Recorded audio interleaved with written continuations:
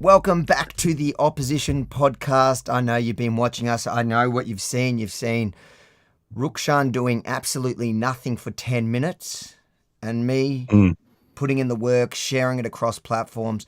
Something you guys should do as well, because we are only as popular as you make it. And it's really hard with Rukshan. The entire world hates him now. Since India Do they? and Pakistan went to war, things have changed.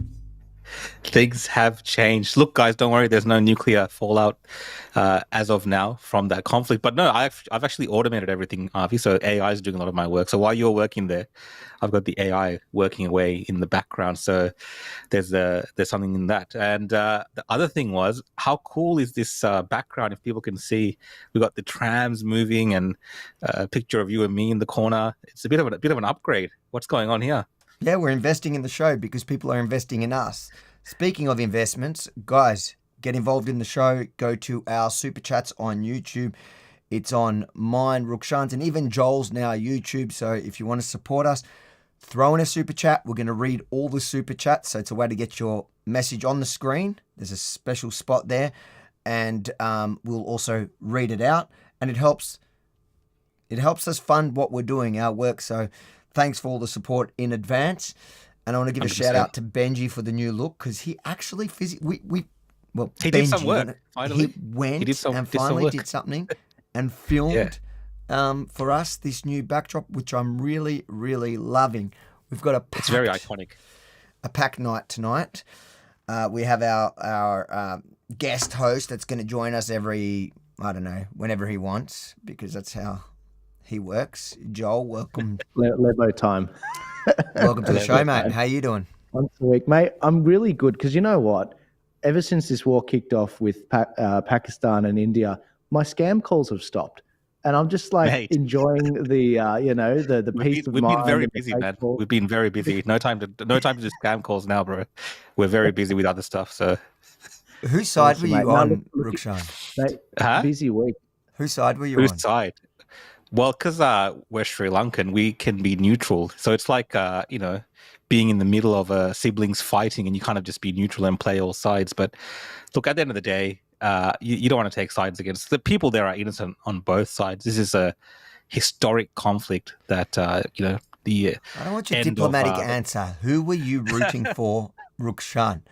Like, you weren't sitting there going, "Oh, like tell her." Like okay, when my brothers fight, I'm rooting for one of my brothers, 100%. Who were you rooting for? This is the thing. All right, I wasn't rooting for anyone, but I was not glad. But they need to have that fight for that tension release in the area, and I think Trump, the U.S. administration, knew that, and they let them bomb each other a little bit. I know it sounds a bit macabre, but sometimes you need to have that tension release for that area for political reasons, and I think a lot of that has happened now. So hopefully now the diplomacy comes in and things appear to be cooling down, even though they try to be blaming each other. So as a sibling that's watching two brothers fighting, it's one of those occasions where they just need to get it out of their system, and it'll happen again, of course. Joel, which one of Rukshan's family were you supporting? Mate, as long as they don't come to Australia and they just keep their little fight over there, I'm happy. I just, I was 100% India. I was on India's side. I support your Indian half, mate. Which, mate, as long as they stay in the borders that Gandhi basically graced them with, and they just stay there, I'm happy. Whoever's fighting jihadis, I am on the other side. I'm anti the jihadis. There is that for sure. Anyways, guys, we're not talking about India and Pakistan, but it's hard not to when you have Rukshan. Like I just don't know where I stand when nuclear war is about to kick off between Rukshan 1 and Rukshan 2. It's hard. Packed show.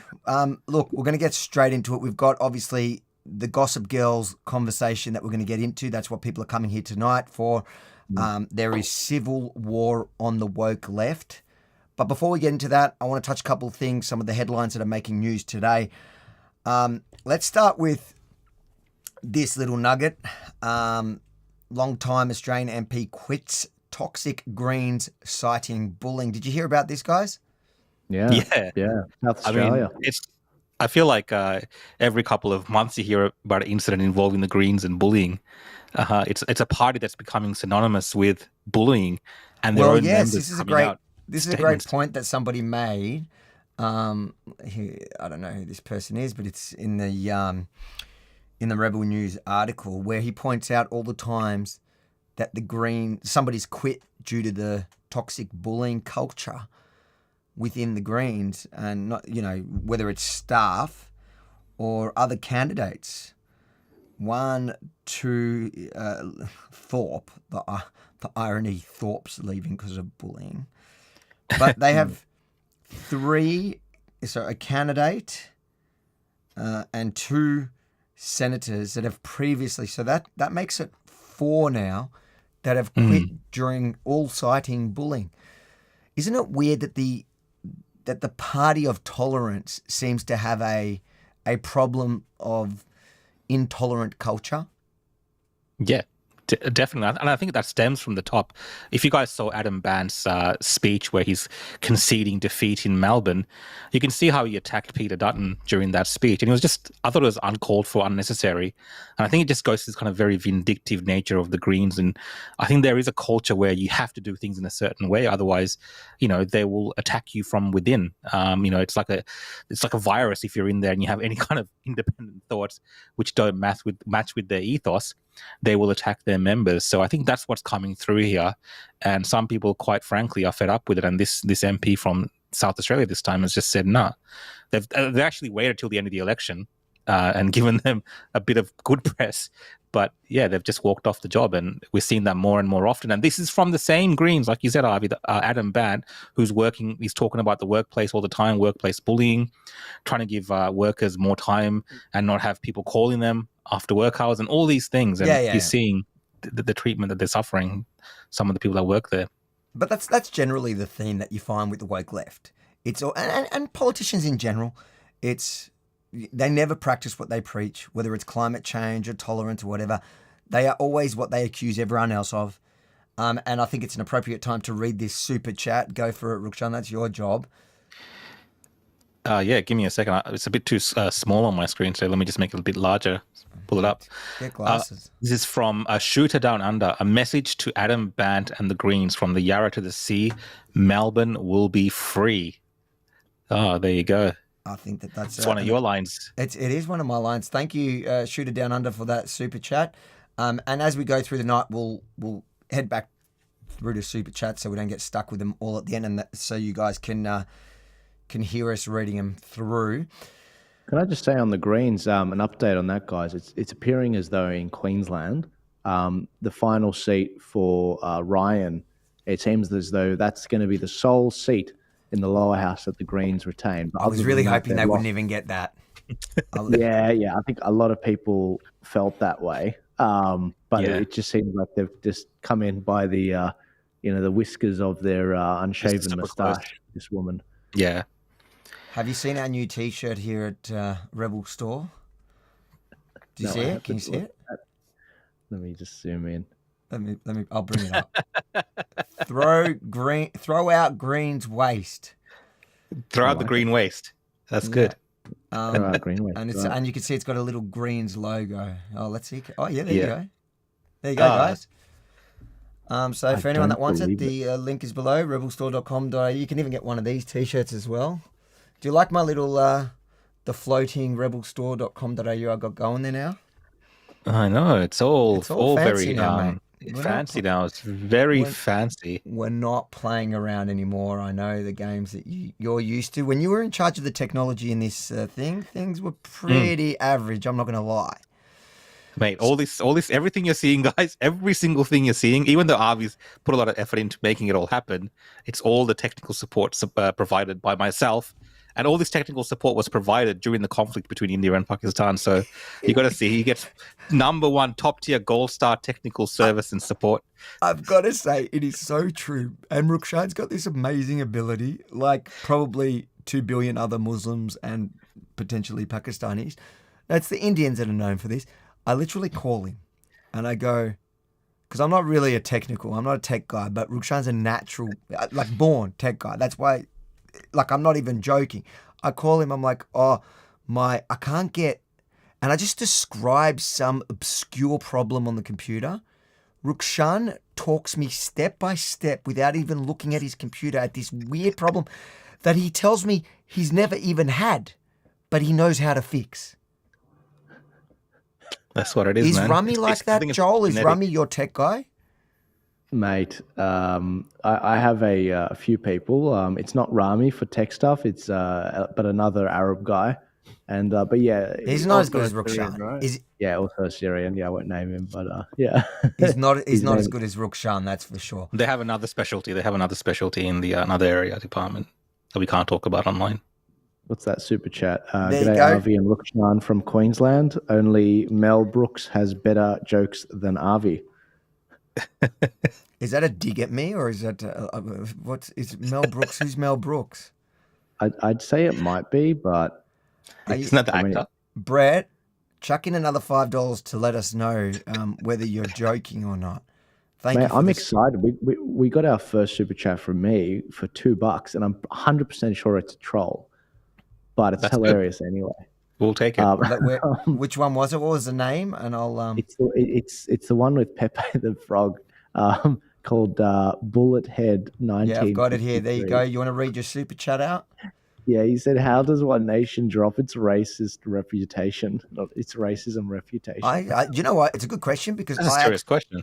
I actually think that I think they naturally are. To be honest, I don't know if they're trolling or not, but if you look at this election and you talk to the average person.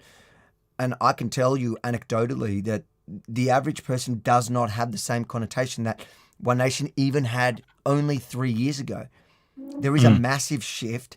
And I do think that since October 7th, things in that realm have changed. And the fact that even the Liberal Party felt comfortable enough for the first time to preference One Nation over Labor, which they've always crazily put One Nation behind even, I think maybe they put the Greens after them, but I don't even think that. I think they put. It's happened. Yeah, I think they put the Greens before One Nation. Like it was that crazy, and finally, the Liberal Party. It took a year and a half or 19 months of the kind of hate and racism from the left that the Liberal Party finally realised that One Nation is not the enemy, and I think it's a broader thing. I think the whole. I think the public has realised that. And speaking of the Liberal Party, let's get into because I know everyone's dying to get into the woke war, but before we hit that, I just want to touch some of the serious news from today. The Liberal Party has a new leader. Let's just listen to a second or a minute of Susan Ley, the new Liberal Party leader. This is the press conference after it was just announced. Oh, they're just oozing masculinity and competency, aren't they? Good morning, ladies and gentlemen of the press. It is an enormous privilege to have been elected the leader of the Parliamentary Liberal Party. I am humbled, I am honoured, and I am up for the job. Okay, she's up for the job. What do you say to that, Joel? Do you reckon she's up for the job? And I love the way she moved her head, like it was like whatever that was. Is she up for the job? I got so much to say on this, Susan Ley. I've got a few of your things up here. You did like I asked you to tell me how you feel, and you just went like, mate, absolute factional hack. I mean, this, whatever the leader of the party believes becomes her belief, just out of self-preservation, just out of a sheer instinct of survival. She has no values. She's literally, how do I climb the greasy ladder? And now she is the one that's actually in control. It's like, what do you believe? And I'll tell you what she believes. She is like a Malcolm Turnbull. This is a lady that was probably very excited about same-sex marriage being passed years ago, 2017. She's someone that was totally for the video of my bishop being censored online. She's someone that very much is, supports the e-safety commissioner. She supports censorship of X and Elon Musk. She supports digital ID. She's totally against the interests of, this sort of movement that's been born out of COVID. And so, like, this is a bad news candidate for the Liberals. Like, this is, some would say, the death knell for the Liberals. Back when my bishop was stabbed a year ago and that video was up, she was one of the ones that was pushing to get it taken down.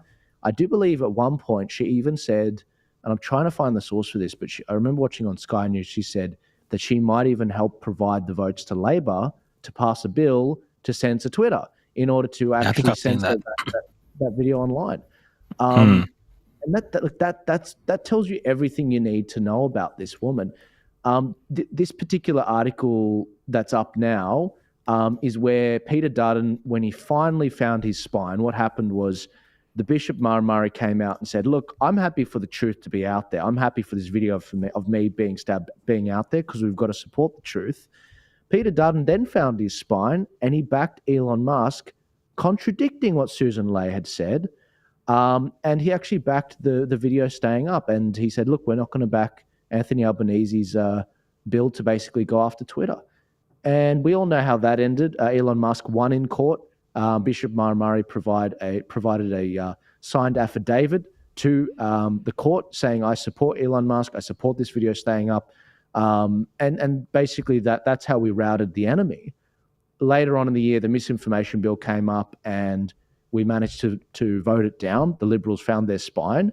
But there was a moment there, and this is my point about Susan Ley, there was a moment there where we saw that she was proud that we were censoring the internet in the name of safety of children.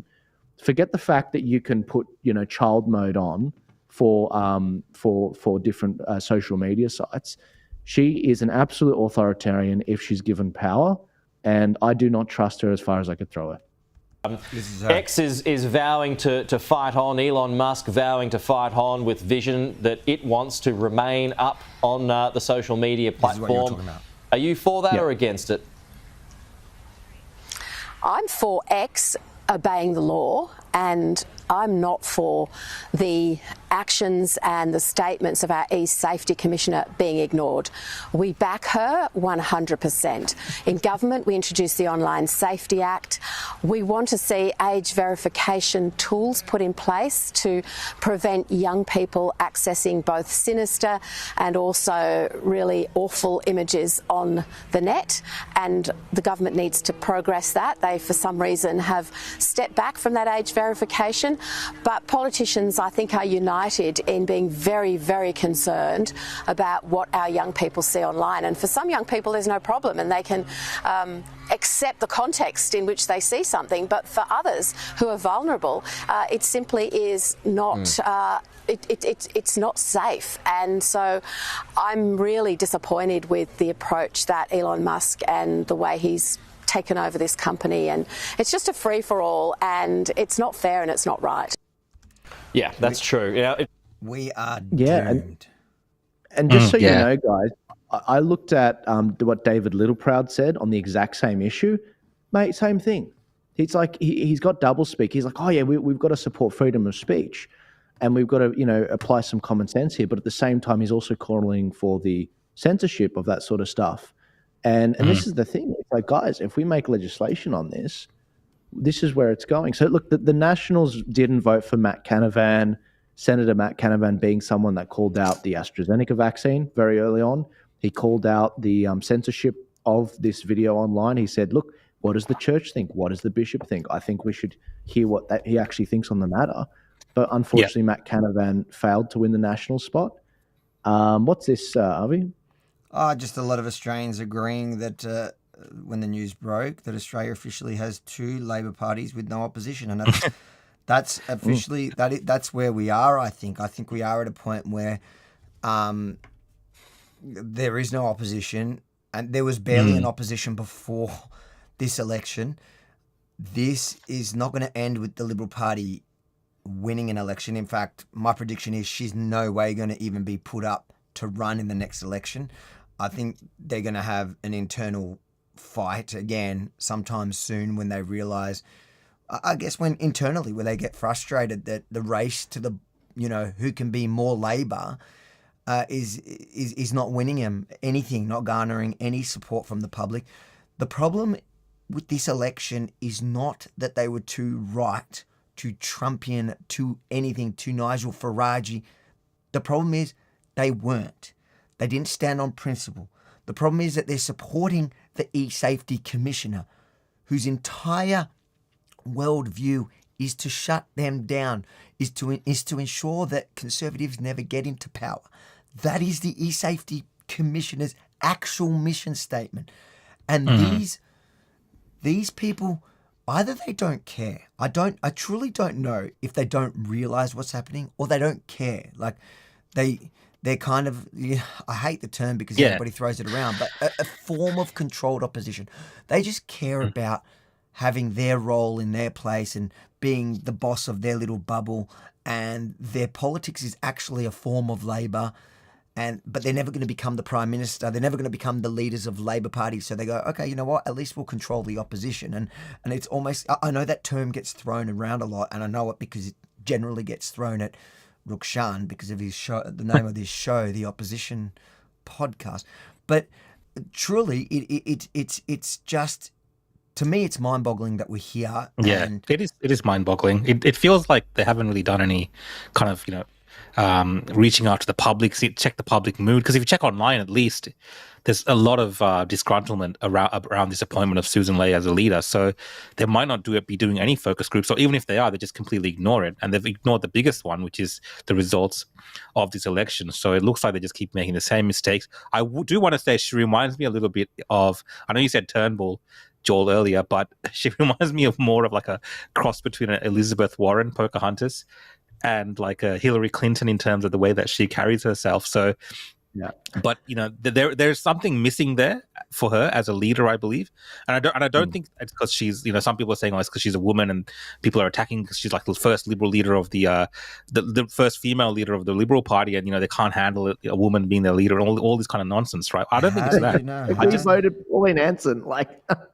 Yeah, exactly. I think it's just she's missing something that you see as a leadership quality, and I don't think it, like Avi said, that she'll last up until the election. And even if she does, she's going to struggle, because I don't think she can, get all the troops behind her. There's going to be a lot of disunity in the party going forward with her at the helm, because when it comes to major issues where you need to have a point of differentiation from the Labour Party, I don't think that someone like Susan Ley will be able to offer that, because that's just not in her nature. Yeah.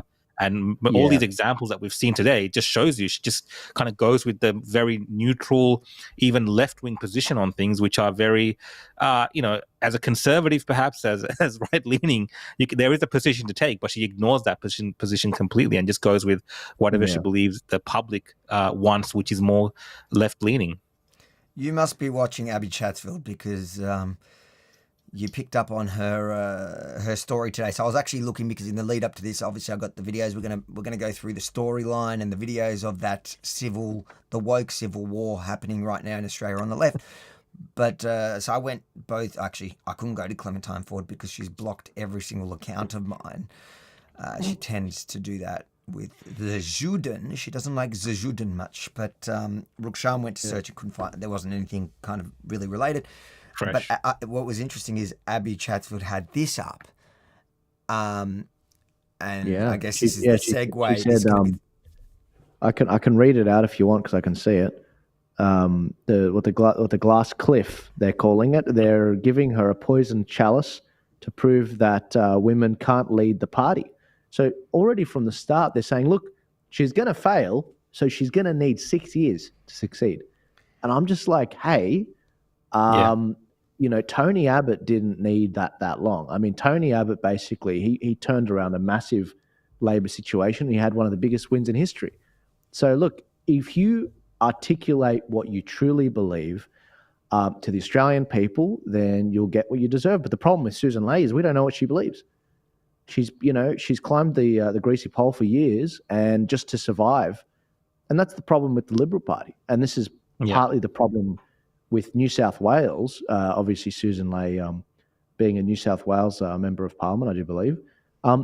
New South Wales is stacked by people that have money in the renewable industry. The only way you get pre-selected to be a Liberal candidate is if you get the nod from certain people with money that actually have money in the renewable industry. That's why if you have an opposition, the Liberal Party, that are pre-selecting candidates that believe in net zero, and you also have the Labor Party that have candidates that believe in net zero, you can't lose.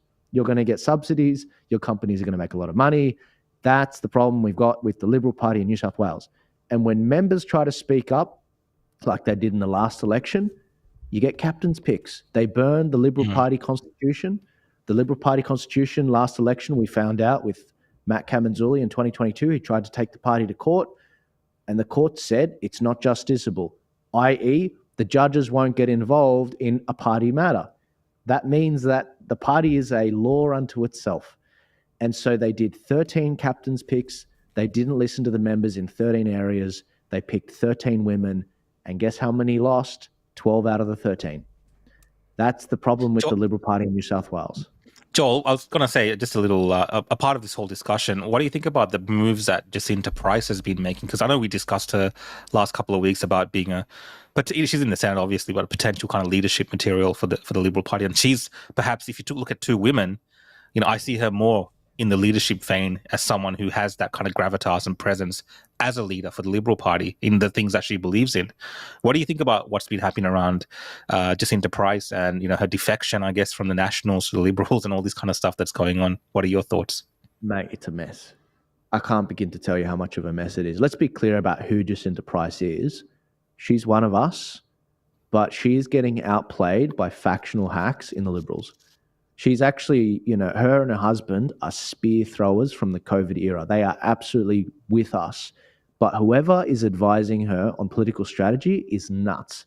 And clearly what's happened is she left the Nationals because she thought she was going to win the deputy prime ministership. Someone advised her that, oh yeah, we got the numbers. The amount of people I've heard that said we have the numbers and then they don't, they thought that Angus Taylor was going to win that. And they didn't. And therefore, that's why she pulled out of that last minute and that leadership competition to be the deputy. And clearly what's happened is the numbers aren't there. Now she's stuck. Basically, she was used to get Angus Taylor one extra vote, essentially. And so, mate, I don't trust these Liberal people as far as I can throw them. They are so untrustworthy and they use and abuse good people. Now, how the hell is Jacinta going to get elected again? She's going to have to run for like New South Wales or some other state. She can't run for the Northern Territory again. Yeah, she can't win a lower house seat in the Northern Territory for the Country Liberal Party. That's a national area. She left that party. And she can't run for the senator in the Northern Territory unless the Liberals and Nationals renegotiate. And go back. Mate, she's stuffed. Whoever advised her to do Can't that... She go back? She's totally stuffed it. I thought it was in the Country Liberals mandate of the Constitution or whatever for the Country Liberals that they can change. Is that true? Is that, mate? If you think Jacinta Price is going to jump back to the Nationals, I got a bridge to sell you in Sydney. It's not happening. Why wouldn't she? If she did it for the vote, why wouldn't she? If she can, mate, I don't think she will jump back to the Nationals. I think her pride. And look, if I was her, I wouldn't do it either. Jump why back. Not? If everyone knows, I agree with your assessment. It seems like what you're saying is true. Why wouldn't she just jump back at the time, just before the election or whatever, pre-selection, whatever she needs to do to jump back? What's the problem? I'm reminded of a few historical examples. It's like you shouldn't trust someone that has just jumped from another party because it's like, well, then how do we know you're going to be loyal to us? But this is not jumping between rival right-wing minor parties. This is jumping between the coalition, and everybody knows it was all just a political play in the hope, and I'd say that most of the people in Nationals would love for her to be deputy, I guess. I'm assuming. Maybe not. Look, Canavan, and this is what struck me. He got a bit strange. Upset about that. Canavan was very upset, and I was trying to understand why. Because he wanted the numbers. He needed her number in his vote. 100%. Yep. That was my read on the situation.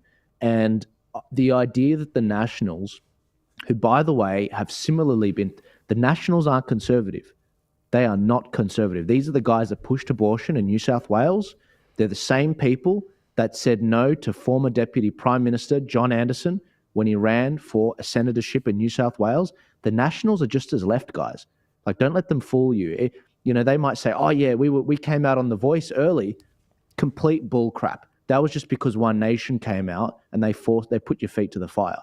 The Nationals are full of crap. And the problem is when you look at Jacinta Price, if you don't think these factional hacks in the Nationals are going to allow her back in and give her a senatorship after what she just pulled, I've got a bridge to sell you. And that's the problem, guys. And Jacinta Price is one of us. She's a really, really good person. And the left very much want to go for her because they have never forgiven her, especially for killing the voice. The lefties in Labor and the Greens. And that's why on election night we saw that ABC journalist go for her throat, make Australia great again. And that's the thing. So look, Jacinta Price, if a new party pops up in the next few years, I mean, my unsolicited advice is jump to that, because the Liberals and the Nationals are gone. Susan Lay's going to lose you 2028. This isn't, rocket science. This party is a losing party. They're Labor light. It's exactly what happened to the Victorian Liberal Party in 2022. Read this super chat. Let's do a couple of super chats quickly before we move into the segment of from Mean Girls. Giovanni. Giovanni, of course, he's one of the consistent contributors with the super chat. Giovanni, thank you. And he says, for the grift, busy now, we'll catch up later. Avi will be very happy with that. He will take it. You know what, guys? Join the grift. Super chat away. Let's just read these couple that are here so we don't fall behind. We've got this. Looks like one for you. DMAC says Rukshan should classify as an Australian treasure. DMAC has got his head switched on the correct way. I think he's an outstanding individual and he knows exactly what the truth is. Thanks, DMAC. I'm not sure about that DMAC fella. Seems a bit sus. Is that your other profile? Like you're borrowing one of what was his name's Senator Madman Babette. Here we go. Mate, this Brett Norman's coming up with all the zingers. Just keep up the great work, Joel. Avi wishes he had that ethnic brow. I want to set the record straight here. I want to set the record straight here, Mr. Brett. Thank you very much. I paid good money for something called laser hair removal. Something that they haven't created to the kind of strength that Joel Jamal will need. With him, they would need some sort of the weapon. Death Star laser. And I used to have one brow. Thank you very much. And I fought. Get off my screen now. Moses parted these eyebrows. That's a good one. We just have a super chat from Sam. Thank you, Sam. Cheers, Sam. I told you guys, I offered Dutton an eyebrow transplant. They didn't take it off me. I reckon we would have got him at least 5-10%, Look, Brett, Rukshan got a beer. You got an eyebrow. Rukshan got a beer from Brett. Cheers, mate. Oh, clearly he doesn't like you, Brett. So let's see if he gives something to you later on. Let's see. Thanks, what has he got? So, he's got heaps. No, Brett. Thank you. I like Brett now. Avi never. because he was saying that I didn't know who Mel Brooks was. I did have a quick search. He's he's actually a comedian that I'm going to go watch after, and then I'll be the judge of whether he's as funny as me. But thanks for the super chat, Brett. Let's just read the catch up on these couple here. Turnbull in a skirt. I don't think you need to say the skirt part. We get it when you just say Turnbull. Yeah. Clementine, see you next Tuesday. I don't know what you mean. That's very kosher. Thanks for all the super chats there. I guess Brett had a quick question for Joel. Can't she get a parachute seat? I'd say she probably. I don't know. You're giving up a bit early. If I had to guess, she'll find a way to run again. I just don't see her. I think that was a political play. No, but hang on. Where? I don't know. Where's she going to run? I dare say if she can, she's going to jump back to the Nationals, and the Nationals want the numbers, and they'll take her. She's going to win her seat. Let's see how the Nationals and the Liberals renegotiate their relationship, because that is a bit of a complicating factor. The fact that she's just jumped across, and the Nationals are not going to be happy. They're going to have to negotiate how she runs in the future, and there's a version of this where the Liberals under Susan Ley throw Jacinta under the bus. They see her as a threat. People need to understand it's not about winning. It's often about taking those people in your party out that are from the Conservative faction. The factions. Yeah. And if that means losing an election, they will do it. They will lose an election. All right, we'll continue super chats after. I just wanted to get, firstly, your take, Rukshan, on this particular. This was my segue into the war. Yeah, I'm seeing a lot of these kind of comments from people who are Labour or Greens or left supporters discussing this, that they're calling it the glass cliff, not the glass ceiling, where the woman kind of ascends and breaks through that herself. She's been placed there by the men to I guess throw her to the wolves type thing. So again, isn't it the most sexist thing though? Like, yeah, if a man exactly. had said you're basically saying she's doomed to fail, which I happen to agree, not because she's a woman, but because she sucks. The fact that you're saying that, you're the one making it that they're putting her there as a woman to, like, you're saying she sucks because she's a woman. That's what I'm reading. Maybe I'm reading it wrong. Yeah. What do you think? No, I think it's like, for me personally, as a man, I think it's an achievement that she's made it all the way there to the leadership of the Liberal Party, and she's the first one, and like that's a big deal. But of course, the women on the left, like you said, can't see it in those exact terms. They see it as some sort of flaw that this has happened. That, the Liberals, they put her there because they don't like her that she's a woman, and they want her to, go down for it, and prove to the world that women aren't capable. Like, that's their whole stick when it comes to this. It's just insane. And like you said, Avi, the reason we don't like her is nothing to do with the fact she's a woman. It's just the way that she carries herself and her policies. It has nothing to do with her sex whatsoever. That doesn't come into it. And Joel, you made a great point about how many people support someone like Pauline Hanson or Jacinta Price. We see them as very effective leaders that stand for what they believe in. It's just Susan Ley just doesn't come across that as that whatsoever. You can't please these clowns. If we didn't pick Susan Ley, you're sexist. If we do pick Susan Ley, you're sexist. Yeah. Like, can you please just pick one thing on the menu, for God's sake? It's just, these people are nuts. Look, the feminists have definitely, over the last couple of years, have really exposed themselves for what they really are, and that's why this was the segue into the battle of the insane, because they are actually insane, and like you say, Joel, you just can't win with them, right?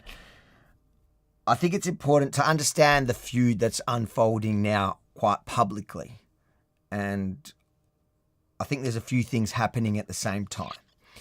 So I think there's someone good that breaks it down, a friend of mine that breaks it down pretty well. And then we'll watch. Wait. Before you start, Avi, also, I think there might be people that don't know who these people are. I mean, we know who they are, but I think we just need to give people a bit of a clarification of who each of these protagonists in their own right are, and how it's all come to this. Because this is kind of like a Gossip Girl session. I want to say this for the people watching. I look at something like this and I was shaking my head. Avi loves it. I think, these people, why give them more oxygen? But, it is politically relevant in a way, because they are a part of the kind of that sphere of feminist left-wing nutcase politics that we see sometimes in Australia. But Joel, if you want to do the honor of... hold on, let's start. Who are we starting with? Abby Chatfield? Sure. So generally, Abby Chatfield, I do believe she got famous on one of those dating sites. What was it? The Bachelor or the Bachelorette? I think it was the Bachelor.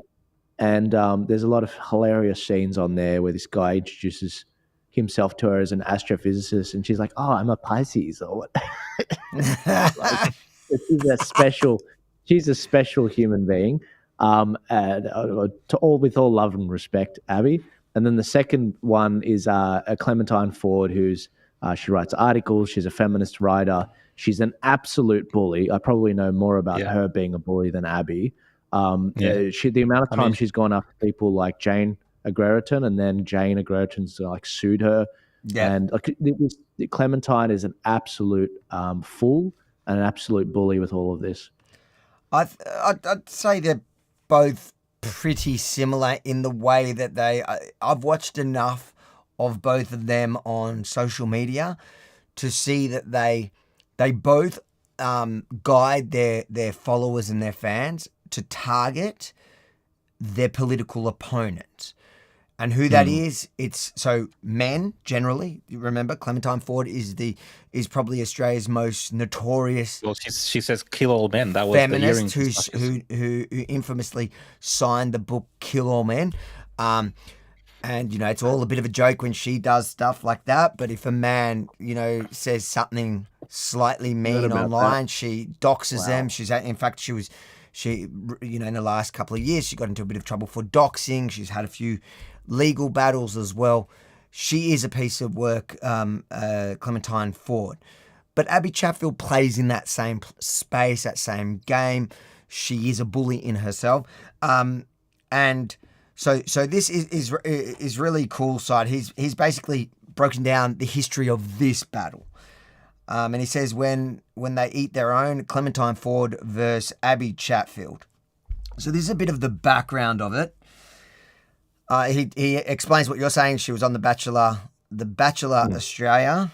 And so naturally in Australia, she becomes some sort of like celebrity. That's kind of like, that's what people do in Australia. Like people literally, you don't get famous unless you have married at first sight. Married at first sight. Like they join these things just for the clout.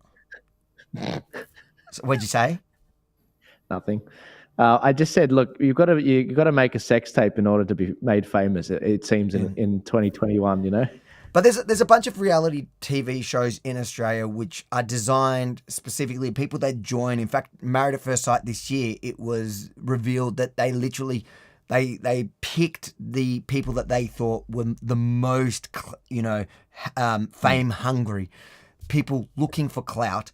And to be honest, there's a couple of funny characters that come through there that do have a natural ability, and then there's a bunch of lunatics. Abby Chatfield's one of them. So, like, when you talk about people that just bully and hate for nothing, Abby Chatfield is one of them. That after October 7th, she announced on her platform, she's on her podcast that's really big on the tolerant left. It's a huge podcast on the so-called tolerant left, where she said she's not going to platform a Zionist. Meaning she wasn't going to talk to any Jews. She platformed a bunch of people that were anti-Israel, but she wouldn't even talk to somebody from the opposing side and demonize and dehumanize them. That's what she did the entire time, which is important to remember, because when you watch her meltdown and put that into context of her own behavior, I think it's important to remember. So this is some of the stuff. This is how it started. Abby Chatfield, in the lead up to the election, and I'll be honest, I think Clementine Ford is jealous of Abby Chatfield's reach. Oh, I say that straight up, because you got to look at Clementine Ford. Clementine Ford she used to be like a mainstream writer for the Sydney Morning Herald for a long time, I'm pretty sure, for years. She got booted at the end once she became too crazy even for the loony left. But, she has a following of... I guess it's substantial. For someone it's a substantial far left, but more feminist, like new wave feminism or whatever they call themselves.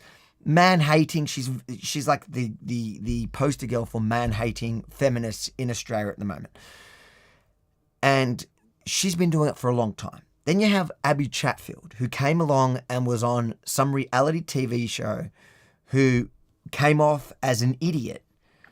And then grew her platform off the back of feminism and the same things. Yeah. She was copying a lot of Clementine Ford's stuff.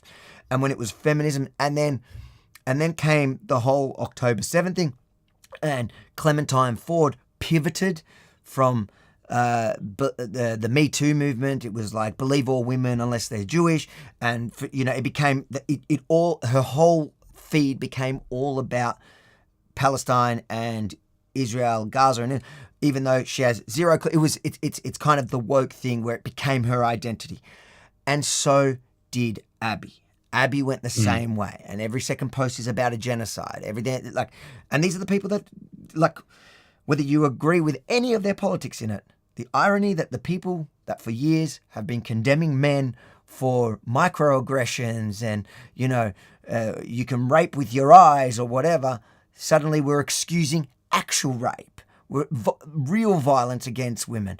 They suddenly, it was not believe all women, it was believe all women except for so Clementine Ford was clearly building up resentment, which would have built up over years because of the reasons we just mentioned. She just saw this this person who just took her position. Yeah, I mean, Abby had more mainstream. I think she's got more mainstream appeal if I'm looking at the two of them. Yep. Whereas Clementine comes from kind of activist background and she's kind of built that platform through her deranged activism over the years. Abby was kind of just thrown into that, and she had that mainstream face recognition that she was able to pivot towards the same type of, radical lunatic type of activism that she does.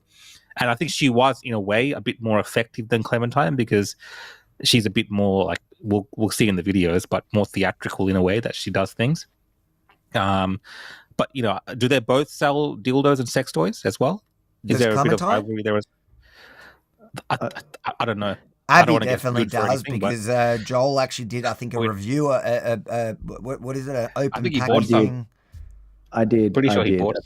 Apparently, I'm a dildo user because I appear on a podcast when I platform someone. So Let me just see if she sells sex toys. To all their beliefs. Yeah, so that's great. So, what happened was, keeping all that in mind, I think Clementine is jealous of Abby because she feels like Abby took her place, and so Clementine's been on this thing where she's attacked a bunch of Abby's moves, and we'll watch a bit of that as well. So this was Abby Chatfield had Albo on her massive far left wing podcast prior to jumping out and publicly joining the Greens or whatever. And so this is from Clementine's story on Insta right after she had it. She goes, "This is who she really is," talking about Abby. "And no amount of fake crying to try launder her complicity in doing PR for genocide supporters like Albo can change that. She's completely shallow and frequently unable to actually prosecute an argument she hasn't cobbled together from uncredited sound bites gleaned from other people. This is why she's attacking her views, her integrity, her everything, and it's not about feminism anymore. And in fact, these are the people that say don't tear down other women, we should elevate them. It's all about the interview with the Prime Minister. And you know what? To be honest, I didn't watch the interview. I don't know if she challenged the Prime Minister, and I don't have much sympathy for Abby, but I think if you get the opportunity to interview the Prime Minister when you have a podcast, or like if the Prime Minister would come on here, we would be more than happy. I probably would go a lot harder on him than Dildo Abby, but bro, wait. Just to cut in there, Harvey, I've done research while you've been talking, and they do both, in fact, have partnerships with dildo, selling dildos and sex toys. So there is that element there as well. I've just checked. I've sent you the links. Did you send it to the Yemeni one? To the Yemeni report, you can see the videos of them both. So there is a rivalry there as well in terms of a business type. They're both involved in the same line of business as well. So the plot thickens. I'll just keep going. Hang on. So what we're looking at, you know how did you guys ever see that? Hold on. This is Secrets, which is Australia's premier sex toy company. I'm very proud to partner with them. I also get to try out a lot of sex toys, so I feel like it's a win-win. Anyway, I wanted to talk to you today about a new toy. I want to turn that off because I don't know. It's got some music in there that's going to probably get us banned. # Free Palestine. This is. Yeah. Take this to Gaza, please. Mate. Okay. Seriously, mate. I'm glad we cleared that up. Go on. What were you about to say, Joel? Mate, I was just going to say, I mean, what we're looking at is the shadow war between dildo suppliers. That's what we're seeing. This has nothing to do, but the politics is just the surface of this. We're not seeing the shadow campaign. It's like Western Sydney with the acai wars, the acai bowl wars that are going on, and the drug wars. Yes, I've seen that. Mate, that's what it is. I'm telling you. Okay, so this shadow dildo war, why are they even? I get everything's the Jews, but why is even that the Jews now? To be honest, Rabbi Shmuley also sells. Ah, that is so true. Why did you have to bring up Rabbi Shmuley? Rami, you got to put the camera on you, bro. They don't know who's speaking. They think it's me that's speaking. Look, the question I have, Rami, is how did you know that Rabbi Shmuley sells dildos? Is that your supplier? So he goes to Abby and you go to Shmuley? Yeah, well, dildos are the new merge, so that's basically what they all do. There's something going on there, definitely. They sell vibrators too, guys. They sell vibrators too. I'm sure Rabbi Shmuley does too. And guys, I just want to denounce Rabbi Shmuley is not part of us. In fact, he was just in Australia. This guy was just in Australia, and I was waiting. I was actually setting up to confront him when he gets to Melbourne because he was doing this national tour. Get this, to teach the Jewish community how to successfully combat anti-Semitism. This guy is single-handedly responsible for more anti-Semitism than any anti-Semite you can point at in the world. He goes on about Candace Owens, and yes, I agree, Candace Owens does generate a lot of anti-Semitism. Rabbi Shmuley is responsible for more than she is. Rabbi Shmuley, in fact, is responsible for making her anti-Semitism palpable. When I watch her and Rabbi Shmuley debating, I can't help, even as a Jew, going, damn, she seems more reasonable. So please, guys. Honestly, man, it's a shame you never got the chance to confront him because that guy, I think you're 100% He's the worst. correct. He's hated by most of the Jewish community. He spoke at 2 synagogues on his trip here. He got heckled out of both of them. He went online later to reframe why he was heckled. So he framed it that people in Australia are heckling him because they're upset that he's confronting the anti-Semitism front on. The chutzpah of this guy. No, the reason why Jews are angry at Rabbi Shmuley is because his behavior is causing anti-Semitism. Nobody supports what he does. Nobody gets behind it. Yes, anti-Semitism is real, but running around and picking fights with randoms on the street and then crying anti-Semitism and making it easy, like you're minimizing the actual problem that's happening at the moment, and you're making it easy for somebody who has no idea about what's really happening. You make it easy for them to sympathize with the other person, whether they're an anti-Semite or not. Like in Candace Owens' case, she is, but it's easier to sympathize with her message. And that is why I say he actually generates more anti-Semitism. Anyways, thank you, Rami, for bringing up your dildo supplier and sending me on that. The dildo was the segue. So I know, I can't believe it. Okay, so now Abby had Albo on, Clem, who's jealous and upset, and feels like Abby's probably copying her. And I think Abby probably did look at Clem for a lot of inspiration over the years as she was growing her, loony, lefty, fake, whatever.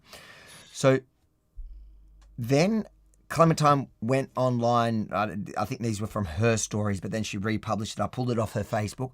We'll just watch some of what she was saying in these videos after that interview. And if you feel attacked by how other women are responding to your feminist,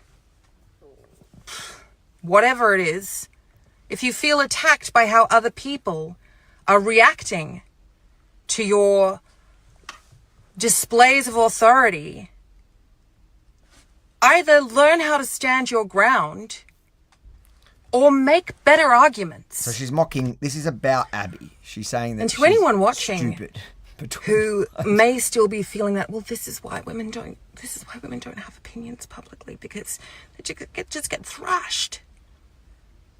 Again, I urge you to try and develop more robustness in yourself. And part of what helps a person to become robust is to really know what they're fucking talking about. And how to know what you're fucking talking about, or at least to feel confident that you know what you're talking about, is to explore widely, is to show curiosity, is to actually think, well, what is it? What is my argument? What do I think? okay, this is what I think. Now I'm going to find a bunch of things that help solidify that for me so that I know that I'm on the right track, but also so that I can point to other people who have had these arguments and these fights before, and I can be in their company. Abby doesn't do that. You know, I find that such a bizarre argument. Put Abby aside for a minute. It's an insight into how she operates and how the left works. She's saying, know what your stance is, and then go and do some research to confirm your bias, and so that you can make... Is that what you got out of what she's just saying there, or am I reading into that? Honestly, mate, in my debate with Abby made a lot more sense than that. I mean, and that's saying a lot. At this stage, I'm on Team Abby for this. I'm doing the Pakistan versus India thing. I'm on Abby's side of that right now, because you're on Abby's side at this point. Mate, Clementine said a lot of words and she didn't say a lot of crap. No, but she actually said something that to me is a peek into the mind, like taking it on face value, that she's not just saying stuff to get at Abby and kind of send her fans against her. She's obviously they're speaking almost to the crossover following, and that's her objective, clearly. But the idea that you would go online and you would publicly say, as a political commentator, as somebody that professes to speak the truth and to speak truth to power, why would you go into an issue, especially, and this whole argument is all about the Israel-Gaza thing. And so you're going into it, you're saying, I already know what the truth is. I just need to find the information that helps confirm my bias, or to confirm my argument. And that's an insane way to approach any issue. Yeah. But it's a good insight. Like you said, Ivy, that's an insight into the way that the left-wing mind virus kind of works on almost every single issue that we see. They don't want debate. It's literally just about making you see their worldview, and what she's doing is totally normal and acceptable to her. And she sees nothing wrong with that. I do want to be honest. I did zone out a little bit when listening to her. I don't know how people. You're gonna have to listen in, because I was zoning out, but I'm gonna pay attention. Look, it is the complete opposite to critical thinking. It's the opposite, and I think people that pride themselves, and I thought the left publicly at least pride themselves on critically thinking as well. That's their argument is that they allege that the right doesn't critically think, and the right says the same about the left. She's proudly saying she doesn't critically think. I don't test any theory. In fact, I have a pre-thing, position, and I just need information to help me back my argument. Secular feminism, we see obvious. This all the time, people. It's actually nuts, and I've seen this in your interviews with people, Avi, on the street. They're like, can you condemn a very simple act of violence? And they're like, they will not condemn it. They just will not condemn it, because they are trying to find the information that approves their way of thinking, because they're virtuous and you're not. Yeah, and just on that point, Avi, it's a bit funny in this context with these people having their fight and stuff, but this actually extends out to real world issues like climate science and climate change. And that's where you see the top tier level of this, where, they only listen to a certain type of scientist. Only one group of scientists is important, like only one type of science or academic is the one that we listen to. Anyone else, even during COVID, of course, that was the greatest test of this. You saw how they completely ignored the other side of the argument and just found stuff that just confirmed everything that they believed was true. And what do we find out afterwards? None of it was really true. It was all made up to fit that worldview. And it is dangerous, the way that these people operate. In this context, it's a bit funny in a way. But it's a good point. You can apply it to the COVID thing, which is exactly what we were saying at the time, that it was the COVID. That's what they did. They had a political position, and then they found the data or the information or whatever to make their argument, to back up their argument. Rami, what was the name of that book that Bill Gates wrote, which was like how to manipulate statistics so that you can make your point, basically? It's a bit like what they did to the 97% in our last podcast. In a climate change argument. Yeah, the 97% statistic, which excluded 66% of the scientist extracts that were done. It's like, that's not 97%. That's like 30%. All right, guys, Anyway. the chats are telling us they really want to keep watching Problems Abby. because as does are we in a wave right now, or are we just in a whirlpool being sucked under? I don't know. But every stage of a movement has problems because no movement will ever be perfect and we are always working through our But one thing I do think that the feminists of the 1970s did well was they didn't need to fucking be liked by each other. They didn't need to participate in this fucking charade of like women supporting women. Women supporting women is relevant and essential when it's women supporting women against the crush of patriarchy, against the crush of imperialism, against the crush of fucking white supremacy. It's not women supporting women by coming out and defending one of the most powerful fucking voices in this country, who is using her platform irresponsibly, protecting her from pushback. And the same thing is happening here ahead of the federal election, which is not to say that, of course, Peter Dutton is a nightmare. Peter Dutton as Prime Minister is a horrifying thought. But to not even acknowledge the absolute crimes of the Labour government, because, God, we don't want people to not vote for them. To not even push, to use your privilege, your power, your platform to say, what do you plan to do differently to win back votes that you may have lost, is absolutely fucking grotesque, like abrogation of responsibility. But they love the feeling that now the ship has been righted and they can get back to doing what it is that they do best, which is advocating for causes that primarily benefit them. But God forbid you criticize them for it, because that's mean. I'm not going to deny that women attract more backlash than men do. I love the, like, even she's conflicted because she knows it goes against all the messaging prior. So she's got to justify it to the audience, going, oh, you know what I loved about back in the 70s, the old feminism, which, you know, I think we can agree the original feminists actually fought for a worthy cause, something that mattered. Yeah. Whereas these people have gone nuts. And so then but now she does what we do and refer back to the first wave feminism that were actually fighting a noble cause. She goes, oh, they didn't actually have to be liking each other. And it's like, yeah. Also, she did make a few valid points there. Yes. I think it's true that, you know, generally this expectation that women should all support each other because they're women, and it's kind of weird because you don't expect that for men. You don't expect that at whatsoever. But I bet you if you did a search, Clementine Ford would be the first to say that. Yeah.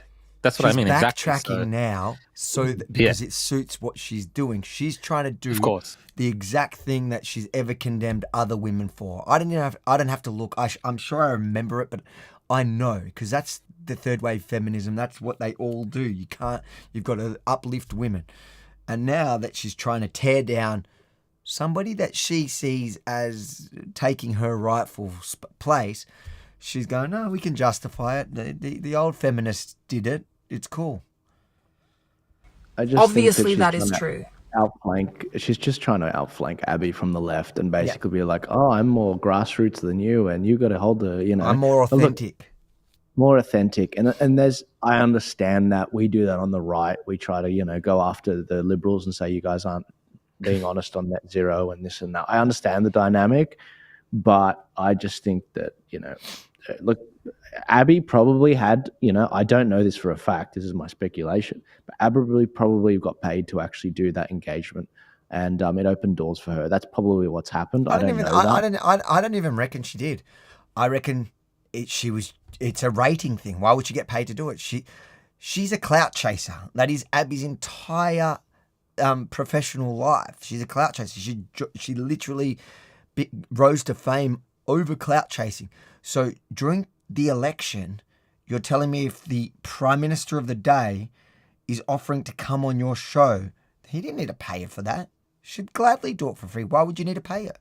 She would happily do it. And that's kind of what Clementine's reacting to here, is because for days, Abby was celebrating and but showing off her achievement of having the Prime Minister join her little podcast. That's what she would like, the way she was framing it. Oh my God, I can't believe I got her on my podcast. And Abby and Clementine's found, because I think they're both opportunistic. Clementine has found the opportunity to go, hold on, you've been going on about this genocide for the last year and a half. How come you're having our genocide, our number one, on there and you're not even challenging him about it? And which is a true point, to be fair. To be fair to Clementine Ford on that point. It's like, you have been rallying against Israel for a year and a half. You've said, in fact, you said you wouldn't have a Zionist on your show. Sorry to break it to you. At this point, Albo has publicly stated, forget about old Albo in the last year and a half has publicly stated that he believes Israel has the right to exist, which means by definition, he is a Zionist, because that's all it really means.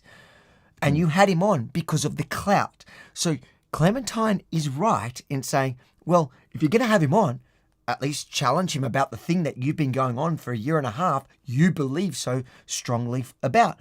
I don't think Clementine really cares. I think Clementine, just like Abby, is an opportunist who found the perfect thing that she felt like she could say to her audience, going, look at this dumb, because she's basically calling her dumb. She can't formulate her own arguments. Clout chaser who pretends to care about these issues, who had the opportunity to challenge the number one enemy in the country, the most powerful person who could stop the shipments to Israel, whatever the crazy stuff that they keep going on about every day that Albo could do. The truth is he can't do much, but all the things that they do much. But they claim he can. They claim that he's complicit in all these ways, and she had the chance to do it and she didn't. And that's where Clementine is right. Yeah, I agree with that angle. As I said before, outflanking from the left. That seems what's happening. And Clementine's obviously like, this girl's younger, she's prettier, naturally, and the idea that she's got more clout than me, I don't like it. And Clementine's basically saying that, she's a shill. She's saying that Abby's a shill for attention and for maybe she's not saying this, but maybe there's something financially there.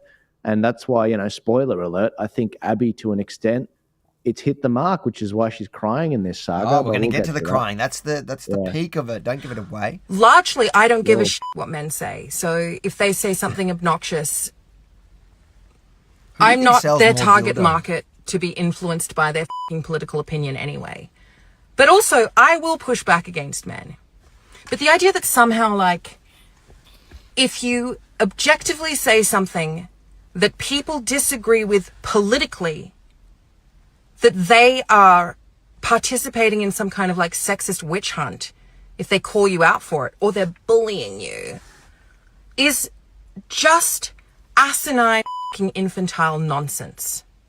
If their criticism of you, as I have seen, is that you are just an ex-reality TV star, that is sexist. That is an unreasonable point to make. Maybe I was unreasonable when I said that it was laughable that Abby knew anything about politics. They don't like that, and they don't like how aware they are of their hypocrisy, even if they refuse to stare it straight on in the face. And during that time, prior to the lead up to the American election, I felt really uncomfortable to do things, to do jobs, to accept things, to do anything that would put themselves in a public sphere where other feminists who were actually doing stuff to protest genocide, who saw their hypocrisy, could be at risk of coming and pointing the finger at them. It felt really uncomfortable for them. And then the US election and the threat of Trump re-emerged. And suddenly the ship was righted. Yes, I can be a public feminist again because I have a cause that matters. And that cause is stopping evil from taking over the world. That cause is saving the Democrats and rescuing America, rescuing American women. I can be useful again. I can be powerful. And so they know that for the last 18 months, they've been hypocrites on a mass scale. And despite the fact that that hasn't been enough to prompt them to actually change their behavior or reassess their political framework or even their place in the world and do something that actually matters, Instead, they've just felt a bit uncomfortable about it. They've known that it's there, but they've tried their very hardest to ignore it. Let's just not say anything about it ever. Let's just keep working with institutions that completely pander to the Zionist lobby. Let's not show solidarity with our colleagues in this industry who have, and in the case of some of the women that I listed earlier, like Randa Abdel Fattah, is being absolutely brutalized by government, by members of the same government that the fucking feminists are coming out to fucking salivate over. Because, God, we don't want Dutton to get elected. I was thinking this week, and I really think that this is accurate, that one of the reasons why so many, and I am white, I'm not denying that I'm white, but so many capital W white feminists who are deeply committed to capitalism, to privilege, to being inside the tent, who love being part of it all. One of the reasons why they are so verbose and ostentatious about this fascist threat that they believe somehow appeared magically at the end of last year is because if they can pretend that somehow fascism has broken down the door in the form of Trump and potentially in the form of Dutton, and they can fixate all of their performative feminist activism on that, on stopping that from happening, they can overlook their hypocrisy. Abby Chatfield is a grown woman with an enormous platform, multiple TV gigs in this country. She's not wanting for exposure. She's not some like ragtag fringe voice that's fighting to be heard. She has an enormous amount of power in this country and an enormous amount of power in the online space. So to somehow pretend that a grown woman, an authority on these matters, to pretend that she can't withstand criticism, however you feel that. Is that breaking up for you? Yeah, a little bit. Oh, sorry, mate. It's hard to watch, isn't it? Is fucking insane. It's infantilizing, and it's designed to conceal and to protect privilege. I just think, I think it's finished. I understand why it's breaking up here. I'm just reading all the comments. I think you are the audience are suffering with us. I don't know what they've done. Time, we have to watch it to the end. It's not realize at any stage that you have moved. I don't know why it's breaking up on me though. What's going on here, Rukshan? You're meant to be technical support. Luckily I downloaded it, so I should have a. Even the computers had enough, bro. The computer's struggling as well. She's broken my computer. The AI is like, nah, no more of this. Let's shut it down.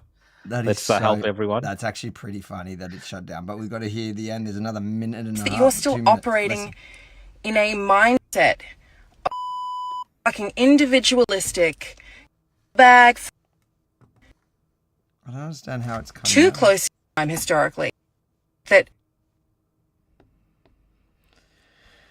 Where did Joel go? Did Joel go to the toilet? He felt that sick. Joel will be back in 2 minutes. Yeah, we'll finish. Let me just see if I just refreshed it in case it's just Dropbox that's bugging out on us here. People are asking why. Do you not feel embarrassed to be sitting here at this moment? Asking? No, while we're watching this, I think we're just trying to provide you guys like the context. You'll watch this, and then we're going to watch Abby's exciting kind of breakdown, which came months after this. So this is the build-up. So essentially, it was this, and then months of just screenshots on her story. So I think this is important to understand where Clementine's position was on this, and then you kind of get.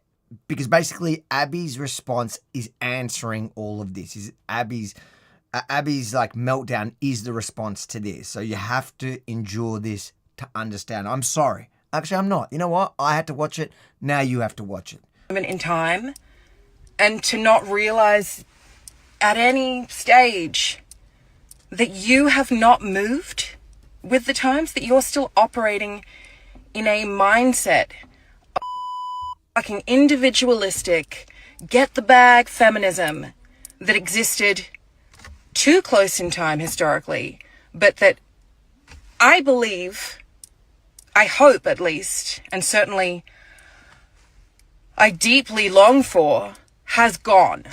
Because everything about the last 18 months has exposed just how depraved and empty that is. If you're still sitting here with your fucking platform and going, well, that's just not nice, that they're being mean to Abby Chatfield because she spread misinformation about the election. That's not nice, it's sexist. It is genuinely insane to me that almost 18 months into a fucking live-streamed genocide. How many times do we need to say that word? That phrase before it sinks in. Almost 18 months into a live-stream genocide. Yeah. Some of Australia's most prominent and beloved feminists with massive online platforms and certainly fucking revenue that they pull in. She's so jealous. She's so jealous. They still think that the most important thing that they can devote their energy to in terms of fighting the system is defending their peers with simple privileges from being criticized online. Not abused, not harassed, criticized. From being held to feminist account. There you go. So that was... Sorry about that, guys. That's where it started. There's a couple of things to note before we watch Abby's response. My wife sent me a message to stop rubbing my nose. I look like a cokehead. I'm sorry. I got hay fever. I'm itchy. I'm itchy, babe. You don't look like Macron and Steimer. Now I'm going to be thinking about it all night. The comments are on fire. I just want to say I know everyone can't see the comments, but the comments during that segment were on fire. Some of the suggestions about using this as some type of interrogation method where you put someone in like a dim room, put Clementine Ford in the ears, shut all the lights off. People would confess, I reckon, because you would just... I'd give up. I'd give up. Avi, is this revenge for last week, mate? I mean, like, seriously, I was listening to that whole thing when I stepped out, and I was like, is this revenge for making a whole audience watch the debate with Abby Chatfield last week? What kind of gay beef is that? I think so. But, guys, we're going to get into Abby's response because Abby's response is what kind of blew up over the weekend. It was... and just a couple of points from me listening to that dribble. It's funny how these feminists, and she calls them, she puts in quotation marks when she's talking about Abby for being a feminist because she hasn't been talking about the genocide, the live stream genocide over 18 months. I'm like, bro, what does that have to do with activism about feminism anyways? Why are you conflating the two things? And if anything, what about October 7? You literally ignored the plight of women on October 7, and publicly you did that. So stop feeding us this BS about feminism. It's not about feminism. You want to be in the spotlight. You want clout. It's cool on the woke left to talk about Israel, and you think you found a low-hanging fruit in order to attack Abby Chatfield because you hate that she's more popular than you. That thing oozes jealousy of Abby Chatfield. But was it particularly harsh, like on an online thing? Yeah, some of you see when she calls her out on in some of those screenshots, especially the ones that we showed in that thing. It's definitely the audience is a crossover, so there will be a lot of people commenting on Abby. I know that because I live this world. If you live in the public, with a public profile, and especially in a political sense, as in you're a commentator that makes your political, and especially if your political takes are controversial, which you, Joel, me, that like we're considered our political takes are controversial to at least half of society. So are they, and to think then, so to not be used to criticism or even harsh criticism. And in my case, look at the comment section of this video. I'm sure there's plenty in there that are targeting me, my opinions, my race, my everything. So to cry victim over that is wild. But when either of them become so both of these people, both of these personalities do this, they calmly set their mob onto the other side in a tone of, like, her tone is really like calm and non-combative, but she's unleashing her followers who all are in this crazy world of third wave feminism and live stream genocide together, and the crossover, she's sending them to Abby. That's the truth. I think the other thing you have to think about, Avi, is it's in politics. Yes, you get criticized by people, but it's a bit different when someone you may think is on your side criticizes you. So I think there's a bit of that going on as well. It cuts deeper, I think. But it happens to all of us. It cuts deeper, and it often is, like in this case, it comes from a place of jealousy. That's where it starts. And then they find, like, people who are jealous of others in the same space find reasons in which they think that they can sell something to the audience to make them hate the person that they're jealous of. And we see that even during the election. Like, when you saw some of the minor parties fighting between each other, it was exactly this. And you do you do get more offended by it, for sure, because it kind of feels like it came out of nowhere.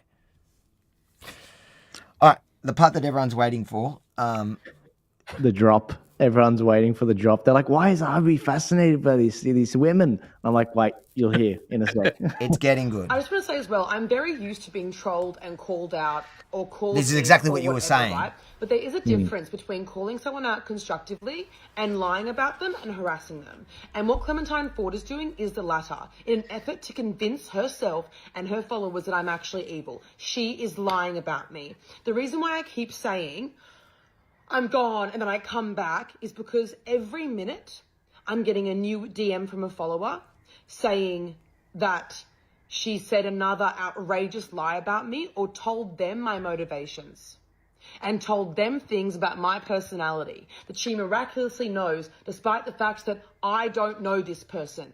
She does not know me. She has a parasocial relationship with me that's run by hate. She's making it up. Calling someone out on one medium when they do something wrong or that is unhelpful or harmful or whatever is enough, and that's reasonable. I'm not saying people can't criticize me, which is what she's saying. She's, again, exaggerating what I'm saying because she wants to be right, but let's move on from that. What she is doing is she is continually, over months, at random intervals, deciding to go on tirades about me. She is, and these are full of lies and exaggerations. She is doing this in the following mediums. She has created content specifically about me, naming me, lying about me, exaggerating, all these things on the following platforms. It's not just one thing. It's everywhere she can at random intervals, unprovoked. I've never spoken about her publicly. I've been ignoring this and taking the high road for months, despite the aggressive trolling and the harassment that she is encouraging and she is doing herself. Let me explain to you all the different areas in which she is coming for me. Fuck that. Instagram stories, Instagram grid, Twitter, Substack, her newsletter. I also believe probably TikTok. I'm not going to go look into that, that's for sure. I've fucking blocked her on Instagram. I should block her on TikTok as well. She also has a Patreon. Who knows what she's saying on that? Every medium that she can. The irony is that she filmed this, and it's going to be funnier when you watch how it kind of unfolds, but she filmed this and published it on all those platforms. She's crying. And she has a way bigger platform than Clementine Ford today. In fact, that's, I think, the driving force. Like I say, she's jealous. But she's having this she's opening the sook about, oh my God, she's criticizing me, not just on one platform, but on all these platforms. Everywhere. But all those platforms. Even on Patreon. All those platforms of Clementine Ford don't actually even match one of one of Abby's platforms. Abby has a far greater reach. Like you said, she's mainstream. It's funny. She's saying things about me. She's also replying to DMs and she's lying. Shows about how me. soft You're she allowed is. to call me out for my conversation with Anthony Albanese. That's fine. We have different opinions on what was best before the election. That's all that is. But you are taking that and you are expanding upon it, and you are defaming me, Clementine. You are defaming me to people privately and publicly. And it's not okay. Here's what she's been saying about my character. She has said to my followers directly that I think I'm above my followers and my fans. This is in writing. I have a screenshot of this. How would she know that? How would she know what I think and what I feel? But she's saying it as though she's an authority, which is ironic because she's saying that I posture myself as an authority on politics, which I don't. Yet apparently she's an authority on Abby Chatfield's motivations. The funny thing about both of them here is it is all projections. If you listen to both of them, what they say about each other, it is true. A lot of what they say about each other is true. And it's what we say about them all the time. But they say they're now saying it about each other, but really it's about both of them. So what you're saying is what they're saying about each other is true, but it's also true about themselves. Exactly. 100%. Yeah. She's in my head. She knows exactly what I'm thinking. So she's told people that I think that I'm above my followers. Not true at all. What they both evidence think they're is there for above this? them. She just says things. She said that I'm a narcissist. They're both narcissists. I don't know you. I don't know you. You're a stranger and you're obsessed with me. It's really strange. She has said that I am performative. All I care about is money. Ding. They both. As though I'm showy financially as well. It's like, why would you think that all I care about is money? It's bizarre. She has said in definitive terms that I'm a narcissist. She does not know me. She has said that I steal my work. She has said that I said that I'm a political authority. I never said that. I'm merely spreading information, Clementine. She has said that I steal my work. But they both think they're political the authorities. They both freaking steal their work. Like it literally. Mate, I got to splice that debate, some of those debate moments into this. This is hilarious. Have you not watched this?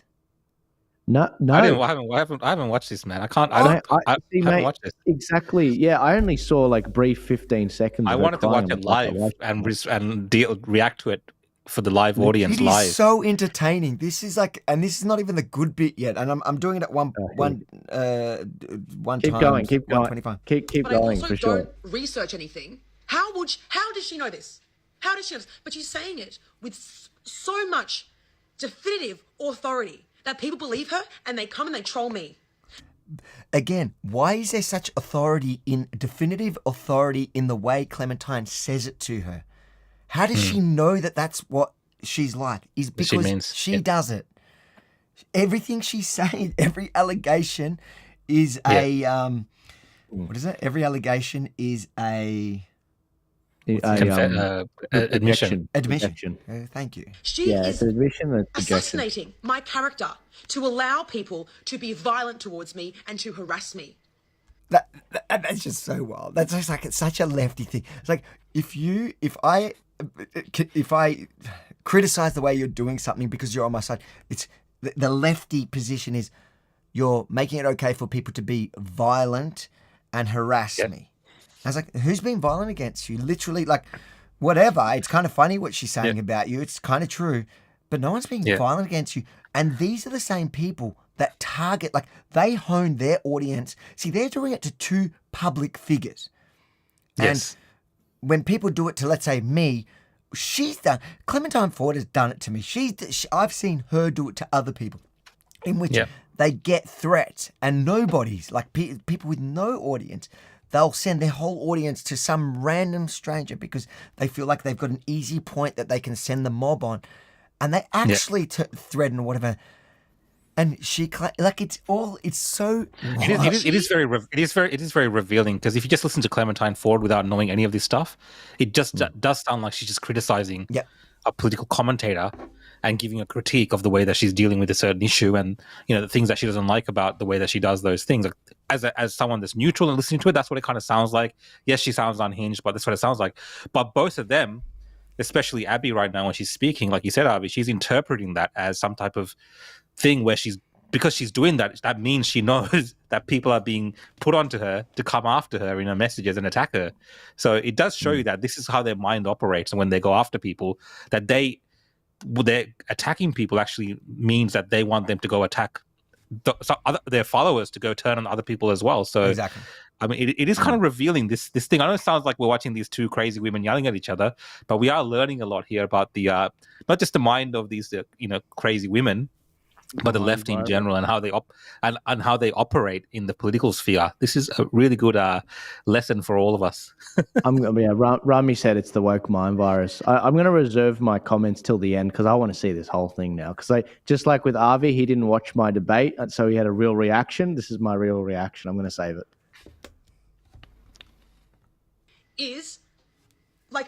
This is genuinely scaring me. The more that I'm learning about the things she said about me, I am frightened. I am scared. She is encouraging trolling. She is putting fuel on the fucking fire. It's wild. She's also said that I just rock up to the podcast and I do no work and I just parrot what my producers do and I get all my producers to do all my work. First of all, Clementine, you've had a podcast. That is the job of producers usually, is to make prep sheets. That's kind of one of the jobs of a producer, right? But why doesn't anyone? That's maybe why our podcast sucks. We don't have any prep sheets. We don't have any prep sheets. No one helps us. In fact, I'm pressing all the buttons. I'm managing the comments. Rummy there is sitting there pretending to zoom in and out. Literally, mate, I just hold the pen because it looks good. I also have a pen that doesn't work that I sometimes hold. Recently, in the past few months, told my producers to not give me prep sheets anymore because I wasn't really reading them, because I do all my own research myself. That isn't in an ego way.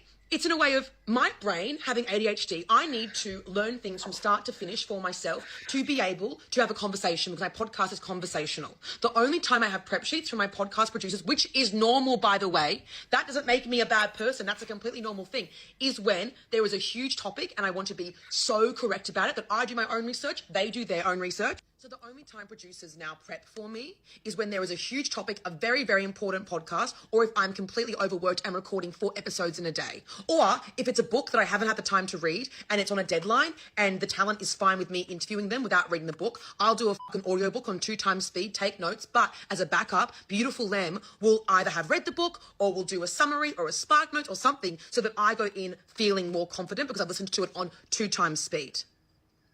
That's all normal, regardless, but it seldom happens now, but that's normal. And the fact she's positioning it in a public post as if I just steal other people's intellectual property is wild. Every podcast has a producer that helps them prep. And that isn't to say that my team do nothing. They do so much, but we re-delegated the tasks and the resources because I was like, I'm noticing I'm not actually reading the prep sheet. That was a few months ago. I love what happened there, because in her mind she was like, all right, they're not, because she realized at the end of it, she's essentially saying her staff don't do anything. And she's like, I have to, they're going to watch this and I got to say, oh no, they're like, she better give me a raise, they're thinking, I'm realizing that this could be a big waste of time for you. And like I said, there are times that I absolutely get prep, but the reality is, for me to feel confident in a podcast, I have to research and prep myself. At least 80% of it. Even for Married at First Sight, Oscar said to me, if you don't have time to watch this, or if you're busy, or if you're exhausted, or if you are getting triggered by the episodes, I'll watch it, I'll summarize, and then you can just read the prep sheets, which is beautiful and also a normal thing to do for podcasts. Side note, peek behind the curtain. But I said, no, I can't, because I want to talk from a place of confidence and I want to know that I know what I'm talking about. Because I knew even with Married at First Sight, I was like, I want to have integrity, even with maths recaps. She also was lied about me and saying that I'm obsessed with money. She says this as though she has evidence for it. She does not know me. And also the truth is, I'm not obsessed with money. What is she fucking talking about? She's acting as though I'm an influencer, which it would be fine if I was, but I'm like a luxury bag influencer. I'm going around being like, guys, I got the new G-Wagon. I wear this jumper every day. The first thing that I did when I got money, Clementine, was I bought my mum a new car, because in high school for a long period, we didn't have a car, and then my uncle had to help us out and buy us a very, very cheap car so that mum would have a car. So then I wanted her to have something nice. So before I bought myself anything at all, the first 40 grand that I earned, I saved it and I bought mum a brand new car. She's such a good person. If I was obsessed with money, why the fuck would I do that? She says with authority that I don't actually care about any of these political issues, as though she has... Rami. I'm going to rip off my clothes. Have you bought anyone a new car? No. Do you know, because apparently, so if you buy someone else a new car, Andrew Tate, I believe, has bought a bunch of people new cars. That means he's not obsessed with money because he bought someone a new car. You can't actually be obsessed with money if you buy someone a new car. Did you know that? She said she does her homework before, going on a podcast or whatever. Maybe she should come on your podcast. I don't know. Unless she buys me a new car, I don't know if I can have her on. That has to be the gayest beef I've ever saying, seen. oh my God, I thought something personal happened behind the scenes and she knew something that we didn't. I don't know this bird. I don't know her. Like, I have put up with this for months. She was doing it years ago as well. I know she's been doing it consistently. But definitely in the past few months, I've been zippity-doo-dah, zippity-day about this. But to find out all the things she's said about me in DMs to people lying about me, there is something seriously wrong here. It's seriously wrong. The majority of her criticisms are lies from her assumptions and her point of view, saying that I haven't read a book. What's this then, Clementine? What's this? That's a tiny bookshelf. That is got to be the most embarrassing. Look at that bookshelf. I could count the amount of books. Like if you're gonna use your bookshelf as a prop, I'm not saying I read many. I watch YouTube. If you're gonna say if your flex is I read books, please don't show me. Just do audiobooks. That could be anything. Please don't show me your 5 books. What's your favorite book? Faster Than Life. I like how she's got the green light for the greens she's working for. So that's a nice little touch. But nice. I mean, I don't watch. Look, this is, to be honest, I don't watch any of these people's content. I don't watch Abby Chat. This is like the first time I'm really watching it. Is this how she normally speaks, or is she kind of an elevated sense of the way that she's speaking? Because she does even normally, if she does this all the time, she looks a bit, chaotic the way that she presents herself. I've got to say, look, I don't watch her often. I'm surprised the Prime Minister spoke to her just for the numbers, I guess. But she seems a bit. It's for the numbers, 100%. She's listen. It's for the numbers for the Prime Minister, and it makes sense for him. And the irony of it is that Albo was clearly looking at what happened in the States, and he goes, they realize that that's the winning. The winning recipe is to go on to podcasts like young. They're going to reach a much younger audience, which is probably true. Like the podcast probably helped her, I'd imagine, or maybe not. Maybe not. And maybe the builders as well. Yeah. But it wouldn't have helped. It wouldn't have hurt him to go on the podcast. But I can't remember the point you were just making. What did you just say? I was just saying, is this how she normally is? Like, I don't know. This is like, yeah, she does talk like this, but you can see here, she's confronted by what we're talking about before. The fact that somebody from her own side, somebody that she used to look up to, somebody that they have a crossover of audience. So a lot of people that probably follow her started commenting about it. This would have been screenshot. You know how it is. We get that as well. Like when it's people from your own side, it's exactly what you said. So she's elevated here. But she does talk like that. But here, she's literally just she's trying to come across super real and approachable and human to people, because obviously those things that Clementine, like we said, the things that Clementine said about her are true, and they're true both ways. So she's really trying to do it from a raw. This is like a raw thing. But it's funny because if you think about it, these are all there were stories on Instagram in which she then put them all together, put the subtitles on it, and then added it to TikTok as well as 2-part videos. This is the end of the first part. But so, it's raw, but she also put it all together. Like it's the most fake thing. Joel, you missed the bookshelf. Just No, so no, you know. I heard the whole thing, mate. I saw the bookshelf and I thought, mate, I'm like, well, that explains a lot. Can you? No. You don't get to mock this with your little pen. Show us your bookshelf. It's right here. It's right here, mate. We can't. I don't know if you can see that. Rami, Hold on, let's bring him up. Where's Joel? You can't actually see that. No, you can't. Yeah, you can't see it. So the book, there's a whole bookshelf. So hang on, zoom out, Rami, zoom out. So the books in this office span from there to there on one shelf at the bottom left. Oh, that's it, Rami, you got it. So down the bottom there, you've got all those, and the bottom shelf is literally all books. They're just below that. Why are they all on the floor? We can just see it. Oh.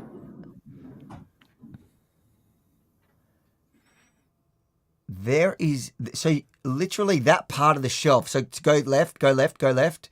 Keep going, keep going, keep going, keep going, keep going, keep going, keep going. That's it. Stop there. That's more books than her entire shelf. No, that's too many now. That's way too many.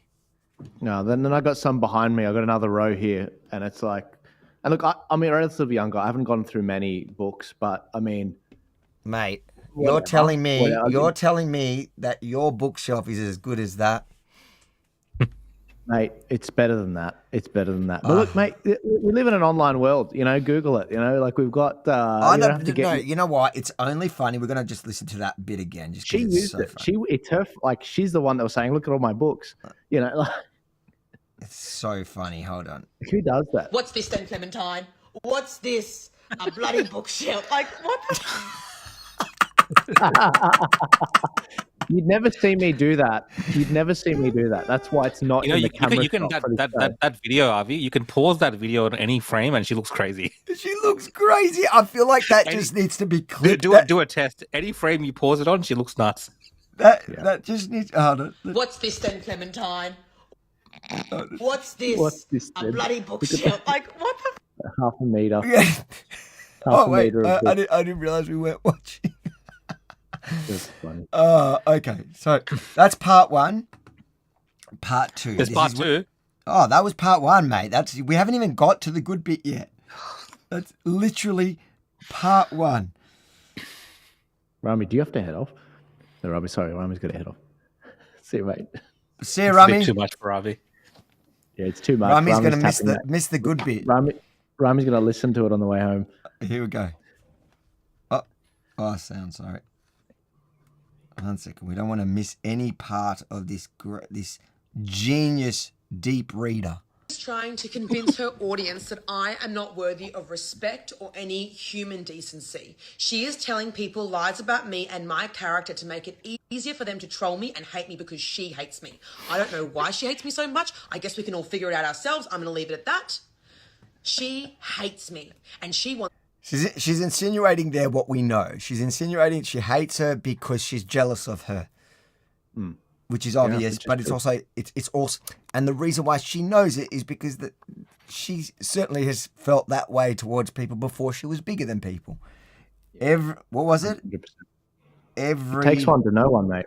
Yeah, it takes one to know one. Every allegation is an admission. But the issue is she doesn't have enough evidence in any way to prove that I'm an awful person, so she resorts to lying and exaggerating and defaming my character and saying things as though she knows some secret about me, as though we used to be best friends and now I don't know this person. And she lies about me continuously to make me seem less human. Someone DM'd her and said, "How is this helping?" And she said, "Well, who is it hurting? It's hurting me, Clementine. It's hurting me."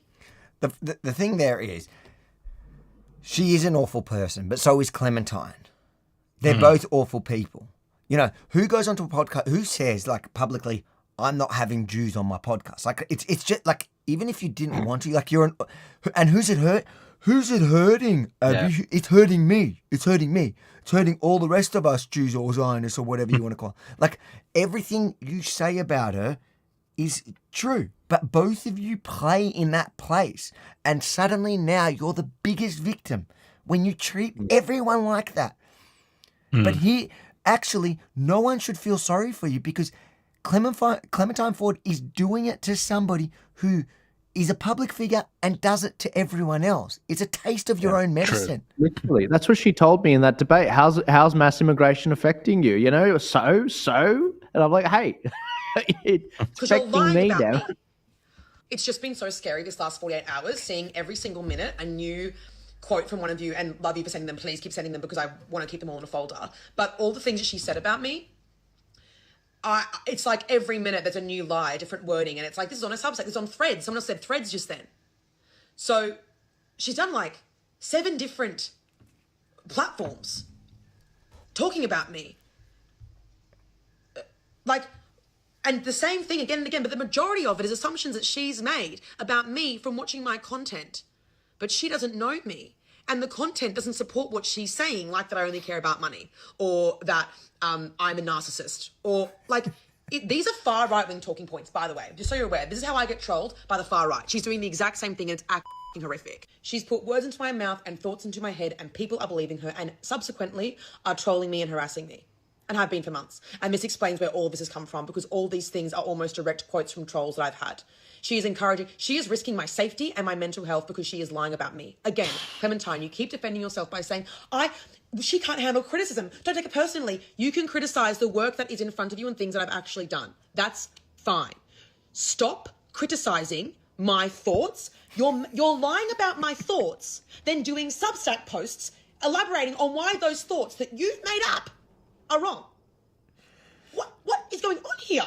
Like, Jesus. Look at the frame. That's the frame you want to know. Yeah, you can pause it anywhere. Oh, man. In short, she's defaming me. She's doing a character assassination, a long form one, in order to make me seem like I deserve the trolling that I get.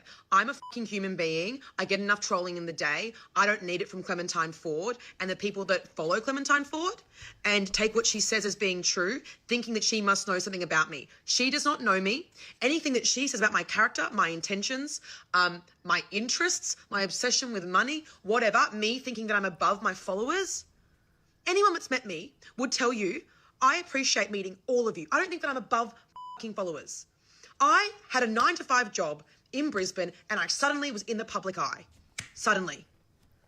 That made me have a more realistic view of like what this is. Does that make sense? And she's going to say, well, she's a narcissist. She's got this inherent egotistical vibe about her. It's like, I actually have been tested for narcissism because my abusive ex-boyfriend told me every day that I was a narcissist. He told me there was something seriously wrong with me, and he gaslit me so fucking badly that I went to my therapist and I begged her in tears to test me for being a narcissist. God, I've got to slow it down now. This is too funny. It's coming now. This is it. My God. Oh, bro, this is like the funniest story. Downhill from here, guys. This is the funniest story. This is the funniest story. And I don't even know if it's true or not. Like, I doubt it's true. But it's just hilarious that you would even make it up. There was something seriously wrong with me, and he gaslit me so fucking badly that I went to my therapist and I begged her in tears to test me for being a narcissist. I begged her, and she said, no, you're not. She's my therapist every week for multiple years. And then she said, I'll do the test. She did the test and she said, there's nothing there, darling. Same with BPD. Nothing wrong with having BPD. Obviously, these things are personality disorders and aren't people's fault regardless. But what I'm saying is I don't have these things that she's accusing me of having. I am not a fucking narcissist. I've been abused online and in real life with that word and told that I'm a narcissist because I speak my mind and tell people how I actually feel about things. It's taken me so... For the record, according to everything we've been talking, the theme is the same. She is 100% a narcissist. Yeah. And so is Clementine Ford. They are both narcissists. And this story, if it's true, fire that therapist. But I don't believe it. I don't buy this story. Like, I think... It's just like, mate, she's trying to think of stuff to say. And again, you like coming at it because clearly her motive here or her plan here was to come across as genuine, raw and real as possible. But what you need to remember is she sat in front of this camera. She kept pressing the record, pause, while getting herself to cry. And then once it was done, she went and added the subtitle stuff and, put it together for TikTok and made it into one long, like... Only a narcissist could do that. Only a narcissist does Only that. Only a narcissist could talk about why they're not a narcissist in and that cry level of about detail. it to a camera. Because that story about the therapist was completely unnecessary for everything that we've been listening to. Go on. Much work after that abusive relationship to know that I'm a good person, I'm generous and I'm kind and I'm loving. And being with Adam has shown that, and my friends have shown me that, and I have really deep relationships with people. And I've had to remind myself every day since that relationship that I'm not a narcissist. And she's just saying it willy-nilly, but as though she knows me, as though she's never had a fucking real conversation with me beyond the year of 2020 when she was loving me before I had a platform of this size. Like, it's just all so incredibly hurtful, and I don't... Did you see that pause where she's trying to think, what more can I add to this cry for the video? I'm not a narcissist, it's all so hurtful. Honestly, at this point, it looks like she's trying to weaponize her audience to fight on her behalf as a white knight. Yeah. 100%. 100%. She's trying to, flip it back onto Clementine by playing the mental health thing, and she's hoping or expecting her audience to watch this and go, oh my God, she broke this strong woman. This feminist leader broke somebody that fights for women. This is insane. And it's 100% narcissistic. It's bizarre because on our side of things, it's just the why opposite. What'd you say? It's just the opposite. With us, it's like, stoicism, show no pain, don't give in, literally just bear your cross, per se. Literally just, keep moving forward sort of thing. Don't let your enemies know how you really are feeling, and just keep pushing on, and don't, outshine the shills per se. That's how I'd say it. But anyway, go on. And I don't care how many times you try to convince us that you're a good, kind person. You're not. And you're not when it comes to men, the way you talk to men or about men. You're not in the way you talk about Jews and Zionists and the way you try to dehumanize them. Everything you say, you're a liar and you're a narcissist. And everything Clementine says about you is true. And everything you say about Clementine is true. And you know what? I support you both. She's doing it to me. I wish she'd just focus on something that actually fucking was harmful to women. Why is she doing this to me? It's taken me so much work after that abusive relationship to know that I'm a good person, I'm generous and I'm kind and I'm loving. And being with Adam has shown that, and my friends have shown me that, and I have really deep relationships with people. And I've had to remind myself every day since that relationship that I'm not a narcissist. And she's just saying it willy-nilly, but as though she knows me, as though she's never had a fucking real conversation with me beyond the year of 2020 when she was loving me before I had a platform of this size.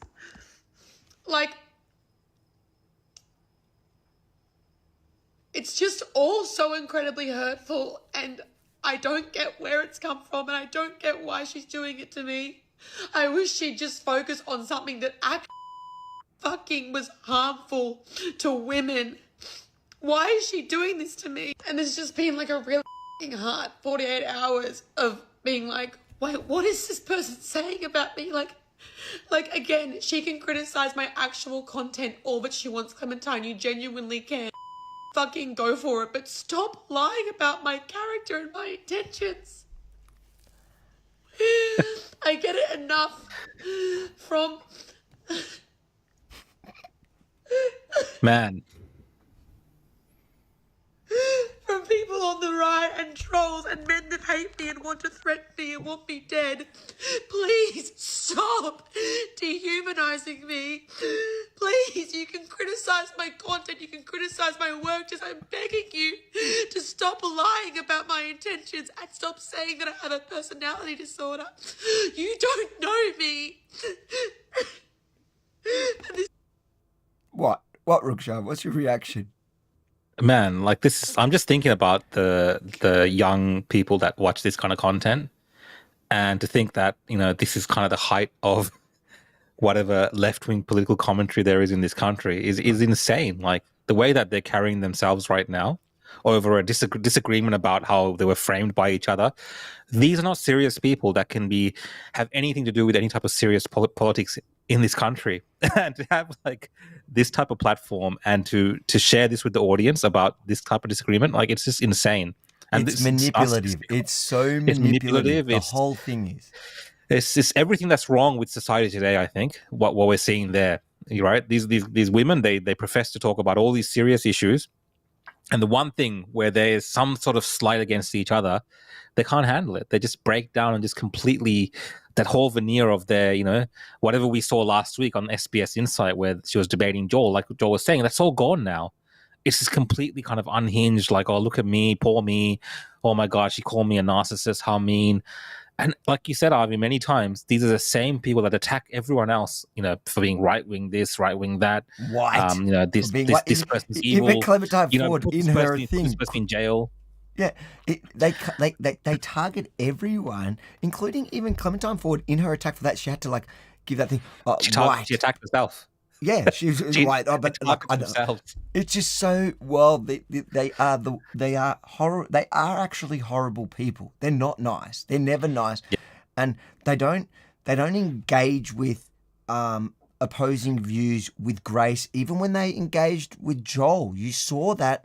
Even with that edited version, which was designed to make them look as good as possible, you could see the way she reacted, like with repulse to dumb Joel.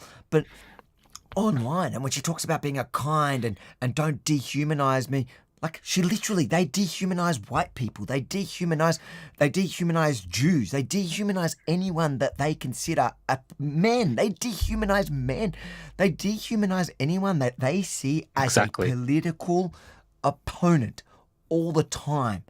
The difference here is this is for the first time they see each other as opponents, so they're dehumanizing each other. If that's like the thing is, what Clementine is doing to her is a fraction of what they do to others, is a fraction of the pain she's caused and Clementine has caused to Jews.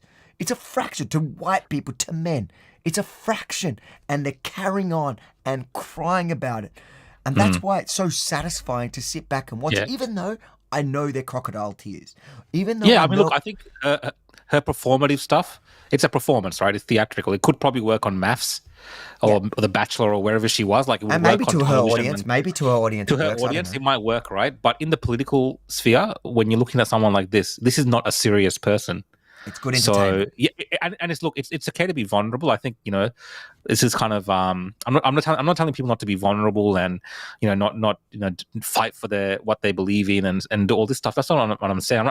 And people probably see me laughing throughout this video because it just looks unhinged and theatrical and just fake.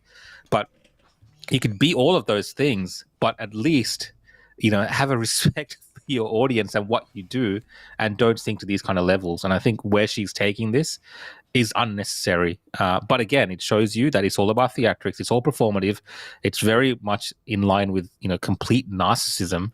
And again, I'm worried about the types of people in our country, the young women and young men, I'm guessing more young women, that watch these people and take them seriously on political issues because they don't have the barometer of what is, you know, good, moral, ethical, or right. It's all about how the world impacts them only and their worldview that they care about. And that is why I think this rise in social media is becoming so dangerous when you have these kind of hacks come into this kind of space as well now. And you have politicians reaching out to them to sell that message to the rest of the public as well. And I just don't think they're serious people. That's my thoughts. This is so fucking triggering. I just want her to stop. And I know that now she's going to say that I'm victimizing myself, but the reality is she has been harassing me and lying about me. She's going to say that. How does she know she's going to say that? Because that's because what she would say. They know the formula. The formula's the same. Like that's what I'm saying to you. Like every allegation is an admission. Like it's a game that they play. I can't handle criticism. I've said a million times, please, please, please, go for it. Go attack my work. Not even attack. Critique it. Question it.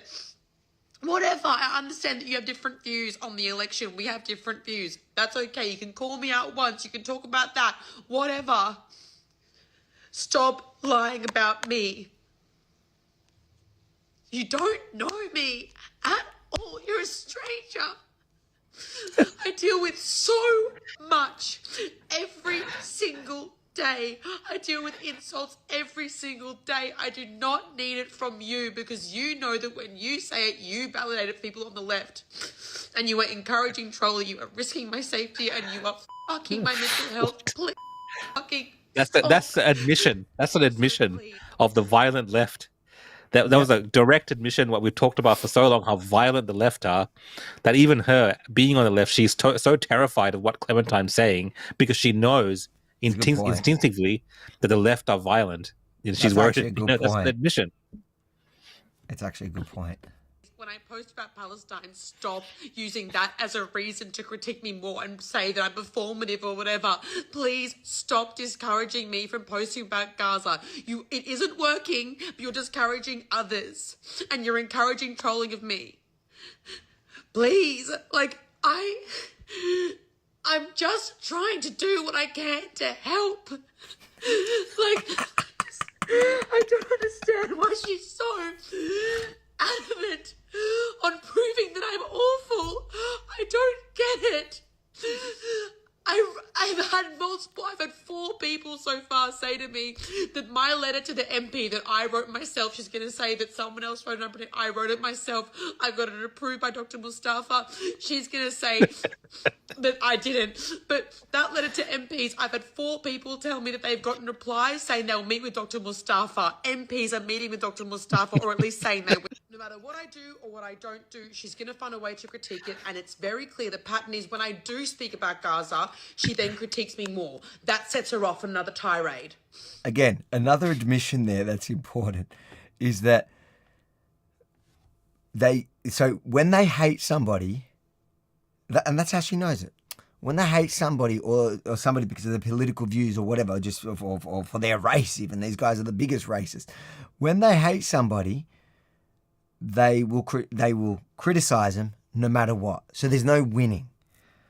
So when a political opponent, when somebody they see as the opposition, even does what cowers to their demands, to the left's demand, it never helps.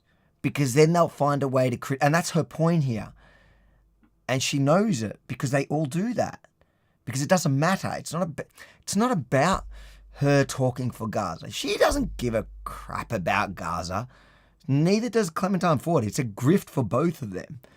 And that's why it doesn't actually matter what she says about Gaza or what she does about Gaza or whether she writes the Mustafa or doesn't. It doesn't matter. The point is, we found a way to attack you in a way that I think can take you down a peg to the audience that we share. Yes. Why?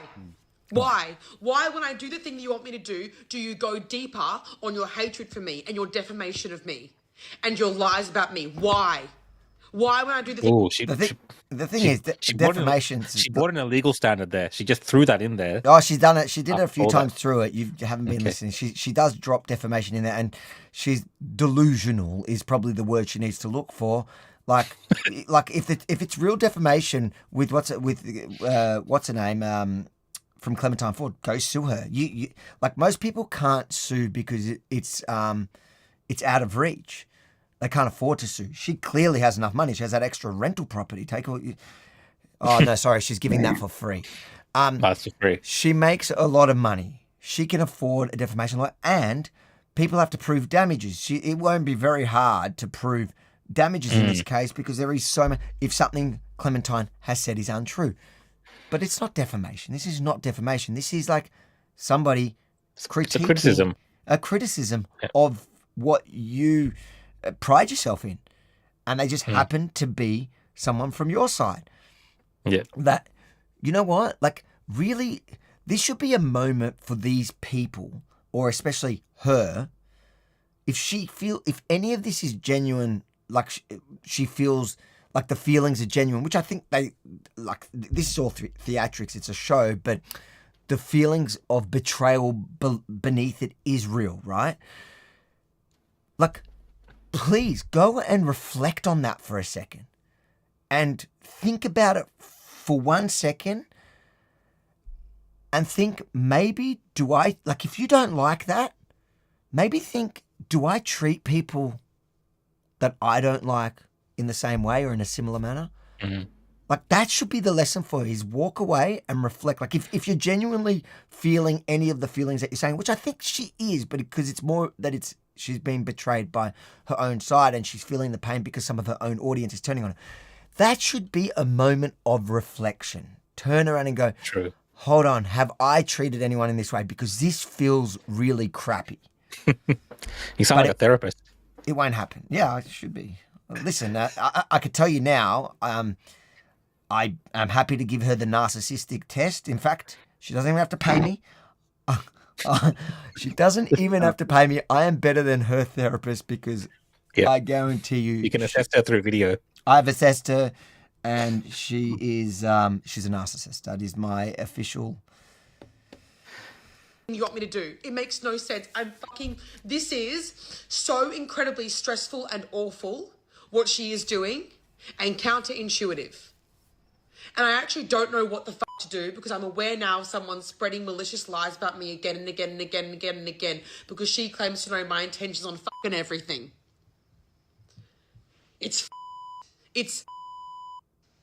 I'm scared of her. Please stop. Clementine, I am begging you to stop with the character assassination. You can critique my work. Go for it.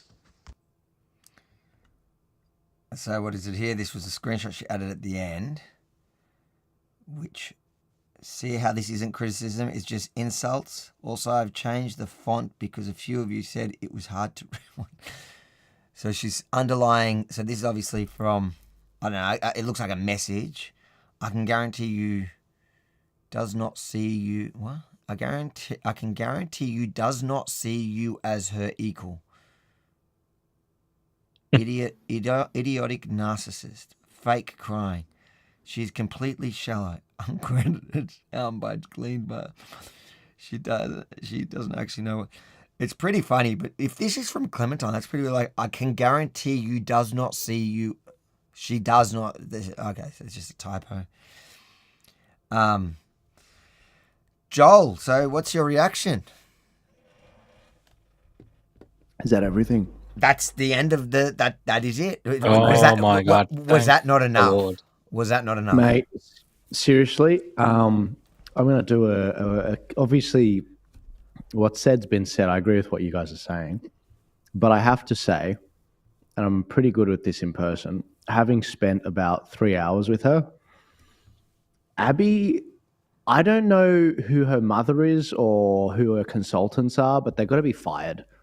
I mean, anyone that genuinely cares about the mental health of this girl needs to give her better advice. And I don't mean this as saying, oh, Abby's, she's doing the wrong. She's like everything. She definitely needs a new here, therapist. 100%. Look, I diagnosed her over that one video. I can diagnose her. Narcissist. You get on them. Is there medication for narcissism?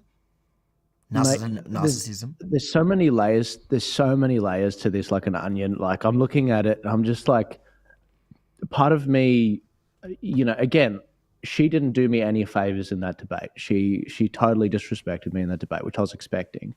But I went into that debate not liking her and thinking that she lives a degenerate life, and I still think that. However, having spent those 3 hours with her and getting an understanding of who she actually is, I couldn't help but actually, like her as a human being. Like, I actually came out with a better view of who she was, and genuinely seeing how she's acting in this whole saga. I've just got like, who is advising you? Why are you platforming someone like Clementine Ford? Why are you explaining yourself to this woman that is not only a smaller following than you, but if you truly are virtuous in what you're doing, why are you crying on camera? Like, what's wrong with you? Don't you ever like record like a cry session and then think, I'm going to think about all the stages that had to happen. You had to like sit down and think about what you were going to say and then get yourself worked up enough to fake cry and then like have it on your phone, put the subtitles, mush it together. Even that was a couple of days later, she put it on TikTok together. Like, so at any of those points, did you not think for a second, maybe this is a bit narcissistic? Or do narcissists just not see that? Yeah, honestly, guys, there's an element of this where, having now spent the time with Abby, where my heart does actually kind of go out for her, and it's not because she's crying, because a lot of girls would never lie, they cry. You're a target market now. Yeah. She got you. No, like, hey, it's not even that. You know, chick's got a boyfriend, she's happy and whatever, and she thinks, you know, I saw it in real time. She thinks I'm a piece of crap for my views on immigration and that's probably the only thing she's right about, though. Well, you know, who knows? But mate, look, I gave her my card. I said, hey, happy to connect afterwards, because having touch base with those people, I better understood who they are and why they have their politics, but I think they're wrong. Whereas they think I'm evil. They think we're evil for what we believe. And that's where we're just not going to agree. But if this is how you're handling online content, and if you can't handle the heat in the kitchen, I mean, you need better advisors. I gave you my card. There's better people out there that you could talk to, but you need better advisors, for God's sake. I don't even know why you're platforming Clementine Ford. I think it's the stupidest thing. Are you offering to be an advisor for her? Mate, I advise a lot of people from the left and the right, and I do that because I think that if you have a bad debate in politics, that makes for worse policy. So the answer is yes. I mean, if she picked up the phone and said, look, Joel, have you ever been in this situation? I'd say yes. This is how I'd handle it. This is how you deal with it. How would you handle it? Well, mate, first off, you don't make a video naming the person. You know who she should talk to? She should actually talk to Friendly Geordies, because I've noticed how he handled Punter's politics and not platforming him, criticizing him, but not directly. That's the best way to handle it. And the idea that, look, Sean, remember this when we have our falling out. I want to see your stupid crying videos, your narcissistic bull. I think you'll be the one doing the video. 100%. I'm doing it. Mate, there'll be no crying. I'm inspired by Abby. Yeah, listen, like, set up your light better for the crying. Listen, no. Look, listen, Abby got a lot of people to watch that. In fact, we just did a whole show on her crying session. So she's doing something right. I don't think she needs your advice. Go Team Abby. I want more of that kind of content. Let's read a couple of those super chats while we're here. Honestly, it's my same reaction to hearing Hannah saying that she was crying. I'm like, look, I don't know why you're crying. It doesn't make any sense. You need to understand who you are, what you're about. The Hannah after the debate, the other girl, it's like Hannah. These guys can just turn on the tears. It's just it's. I just want to add. I'm a bit different to you, Joel. I have zero sympathy for whatever I just watched, and I don't care about giving them advice or anything like this. They can go as they please against each other as much as they want and do whatever they want. I think the real issue, I think, again, is the fact that they're engaging with people on political issues, which is okay. Everyone should be able to do it, but I just think they're completely unhinged and mad. Both of them. Abby Chatfield more so than Clementine, as much as unhinged Clementine Ford is. I think she presented as a much more stable individual, if one could do that. And I don't think Abby's ready for that kind of political arena where she can take that criticism from other people. And if you can't handle it, just don't do it. I just see them. if you're going I to just see them as different, though, mate. I mean, Clementine Ford. Sorry for interrupting, but Clementine has doxed people. Clementine has doxed people. I mean, this is a very different beast we're dealing with. I don't agree. I think I don't think you follow Abby enough to know. You might be right. She is a Clementine. She does the same tricks and games as Clementine. She is as nasty as Clementine. She's inspired by Clementine, and that's what the shock here is from. I think you're giving too much leeway because you've met her. And the thing is, when you meet somebody, like I get that as well. You know how many people I've met that walk up to me and go, I used to hate you, and then I met you, and you're actually a pretty cool guy. Like so often, I get that people that are being demonized by the Abby Chatfields, by the Clementine Fords, and they may follow them, and then they meet me, and they go, "Oh, you're actually like a normal, like cool person. That's not a crazy, scary, wanting to kill me. Like you're happy to sit down and have a drink with somebody that you're politically opposed to." So I think meeting somebody sometimes can make you not I bet you if you met Clementine and she acted normal, you'd feel the same. Like you'd feel like, oh no, she's not that bad, but that's not real. Like the thing is, behind the keyboard, behind the camera, with the power that she holds, and there is a power. Like she is powerful, and she does target people all the time, whether as a group or individuals. She does set people on other people, and this is literally a taste of her own medicine. It's a taste of both her own. Like that, it's true, and that's why I have no sympathy. I actually encourage it. I think we need more lefties doing this, and maybe some of them will wake up and realize that they're not the lovely, kind people they portray themselves as. They don't like. These are the people that turn around. Like Abby Chatfield goes on in that thing how she's such a kind. Who says that? Who's like genuinely? Rukshan is actually one of the nicest people. This is the first and last time I'm going to say something nice about Rukshan. He's actually genuinely one of the nicest people I know in the world, right? And you've never heard him call himself kind and what did she call herself? Kind and what was that other self-describing? Like they all do it where they talk themselves up as this beautiful person. And the thing is, when you hear Rukshan talking about, not me, when you hear Rukshan talking about political opponents, he's always kind about it. He literally is kind about it. He doesn't sit there and say, I'm a kind person. He actually is kind. I'm not. I'm genuinely not. So... Yeah. No, I hear you. Look, I haven't... I'm so going to cry when Rukshan backstabs me, though. Yeah. everyone's waiting for that moment. So many DMs I get, they go, Rukshan, you got to ditch that RV guy. But that's why I know I would have a lot of support if I did it. So my wife would be supporting you. My wife would support. Most likely. 100%. That would be the first. She would give you a super chat. She doesn't give money to anyone. She's more Jewish than me, and she will super chat your video in which you come out against me. But that's why I drop it like every once in a while. I'm like, I'm that abusive guy. I drop that nice little I love you, Rukshan. You're such a good guy. Every once in a while. In the book, I think in the book I said it, and now, and so it keeps you at bay and keeps me at bay. Yeah. So I know the game. I am Clementine. Oh, this is no good. This is all right. Let's just. I'm not a subscriber to these girls. I don't know their history. I'm sure there's a lot of people that are saying, Joel, she did do this. She did that. I have no idea. I can only base it off 3 hours. They are nasty. They are both equally nasty.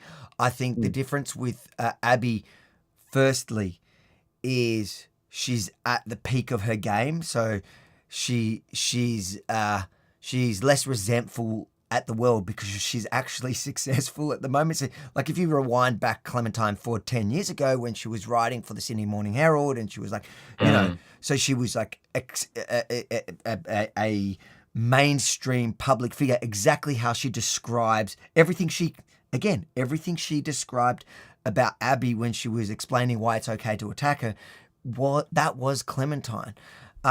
So Clementine comes off more brash and resentful because she is, but they are the same beast and they are as abusive to people, and I have zero sympathy to that. All right, Rukshan, read some super chats because I'm sure as much as people want to stick around, they want to hear you reading their super chats. Bring it up. This is from Martin. Martin, thanks for the super chat. I cannot believe we're in this position. First, we elect a liar. Now we elect Albo in a skirt. I lost all hope for my grandchildren's future. This is about Susan Ley being elected as the Liberal Party leader in the opposition. And a lot of people have compared her to, well, Martin here says, like Albo in a skirt. Some people say like Malcolm Turnbull in a skirt. She is very much left-leaning and Labour-light in her policies. Oh no, we already put that one up. That was from that was in that one. Sorry. Yeah. This is from Ebony Jane. Thanks, Ebony. If feminists like Abby and Clementine don't vote for Susan Ley, will they concede that Kamala Harris lost based on merit and not gender? That's a good point. That's actually a really good point, Ebony. Yeah, that's a really I mean that is the catch cry of the left, isn't it? You know, vote for women because they're women. Well, that was the whole thing. When I was in America in the lead up to the election, like that was literally her biggest selling point, that she was simply a woman. The other one was she just wasn't Trump. Yeah. Good point. Thanks for the super chat there. Brad again, here we go.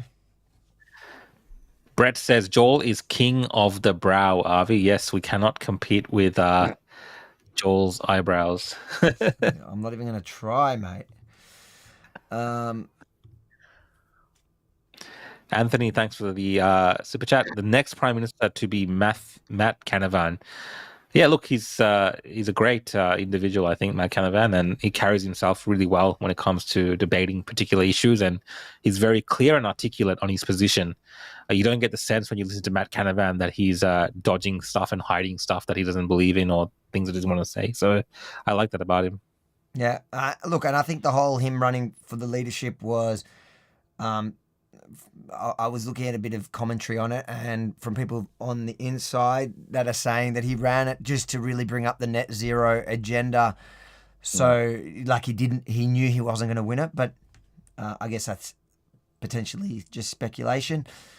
Maximus just gave us $5. Thank you, Maximus. And then Maximus gave us another $5. So, thank you very much. I think he's praying. He's begging us. That was one of mine. That was one of mine, actually. I saw Maximus Decimus Meridius. Yeah. Oh, there you go. Twice for one for each eyebrow. Maximus doesn't realize that you actually just have one eyebrow. There's a gap. Brett, I would pay good money to put Abby Chatfield and Clementine Ford in some type of USC fight cage or something and watch. Even just to arguing with each other, talking. That would be a very. It would have to come with like Panadol. Brett put a super chat, which Brett, thank you for all the super chats and thank you for all the support. I'm not going to put this one up on screen just because on some platforms it's unacceptable. He's saying to free somebody in the UK, a good friend of mine that on some of the chat platforms that this is being live streamed will probably get it pulled. But thank you for the support, and I absolutely agree with you. You can't even say what his name. It's nuts. No. Giovanni, thanks for the super chat, mate. $20. Thank you so much. Klebby is not the celebrity couple we need. They're the celebrity couple we deserve, just like the Libs deserve Ley, but not Price. Yeah, I mean, Clementine Ford and Abby Chatfield, whatever they've become, is a wider reflection on Australian society and where we are. That these are the people that, you know, on the left at least, that the Prime Minister speaks to when it comes to politics, is a reflection on the country of Australia. Like, this is where we're at. So good point there, Giovanni. It's I want to give a special shout out to Giovanni because he's like one of the most. There's a few names, him and Brett, that come up all the time in these super chats, and we really appreciate it. The super chats on YouTube. So go to any of our channels. You can do it before we get to the bottom of the list. You are the guys that make this possible. The fact that we're able to, and I consider it unlike Abby Chatfield. I do not think I'm better than any of you. And I really do appreciate all your super chats and your support because unlike Abby Chatfield, I don't have big gigs on TV or the Listener app or whatever. We literally rely on your generosity. And even when I get as big as Abby Chatfield, I will never act as big as Make sure you buy me a car though. Joel's Get me a car eyebrows. when you become as big as When you become rich, buy me a car, buy Joel a car. That's the one nice thing that you could do. And you can use that. You know what? I'll buy you a car, and I'll buy you like a nice Merc, and I'll buy Joel a bomb. No, you gotta buy it'll be like a Mossad operation, like a Mossad operation. It'll come with a free beeper. Like the ones that were provided to ISIS, eh? One of those Toyotas. I like it. No, the beepers that were provided to your cousins in Hezbollah. Taiwan. Klaus Splatter says, thanks for the super chat, mate. Whiteroo is rising. Whiteroo is raising. Am I missing a reference? Whiteroo. I don't know, maybe Whiteroo, maybe people. Clementine Ford. Thanks for the super chat, Klaus. Maybe make him clearer, unless that's an inside joke between Klaus and Schwab. It might be an inside joke. Oh, Clementine Ford. Cheers to all my haters. Oh, Clementine. I'm feeling the love. I'm blushing. I'm your biggest fan. I learnt about you from Jane Agreton. She hates you so much, and she enjoyed serving you court documents over your fence when you lived in Melbourne. So thank you for that was a great video. I feel like that video deserves to come up on screen. Clementine, we really do appreciate you. And I've got to say, Clementine, I don't know if you watched the full video, just the full live, but as you can see from the three of us, I actually supported most of what you're saying. In fact, I supported both of you. Keep doing it. Thanks for the support. Brett, again, thanks, mate. Joel did well on the SBS show, considering he couldn't speak racist. Yeah, I think he's saying. I think he's saying not that you can't speak, but you didn't get a chance to speak. No, I know. Yeah. Oh, I thought he meant like he couldn't speak because his eyebrows were in the way of the microphone or something. Too much of a wind. It was a muffle. It was like muffled. I love how you know what? I appreciate it because one of the things about Joel is always, and that's what I like about it, like when you can hang shit on yourself. These are my opening lines to when I do a show. Like when we did the Nigel Farage show in Brisbane, we had a full white audience. I'm like, now prepare yourselves because a Lebanese man with eyebrows is about to out-conservative you.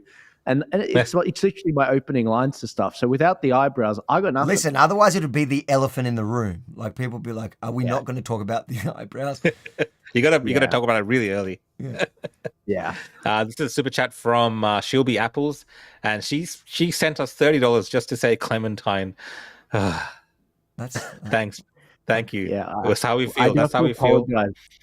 Yeah, I do have to apologize to my audience. They're like, what? Why is we've just come out of very, very high value election content from Joel. Why are we looking at this drama gossip girl stuff? Okay, you guys voted Labor in. You did, whether you voted or not. You did. So this is what you're going to get for the next 3 years. This is the country now. This is what we are. We can't beat them. We're joining them. Thank you, Danny, for the 99 cents. And Danny gave another one. For a second, I think he was testing the because he started with 99. Hands doing a high five. Thanks, mate. Hands doing a high five because when she's talking, when Abby talks, she just talks like this, and she comes to the camera. She's like yelling at you through the camera. You know, that's how she talks to the audience.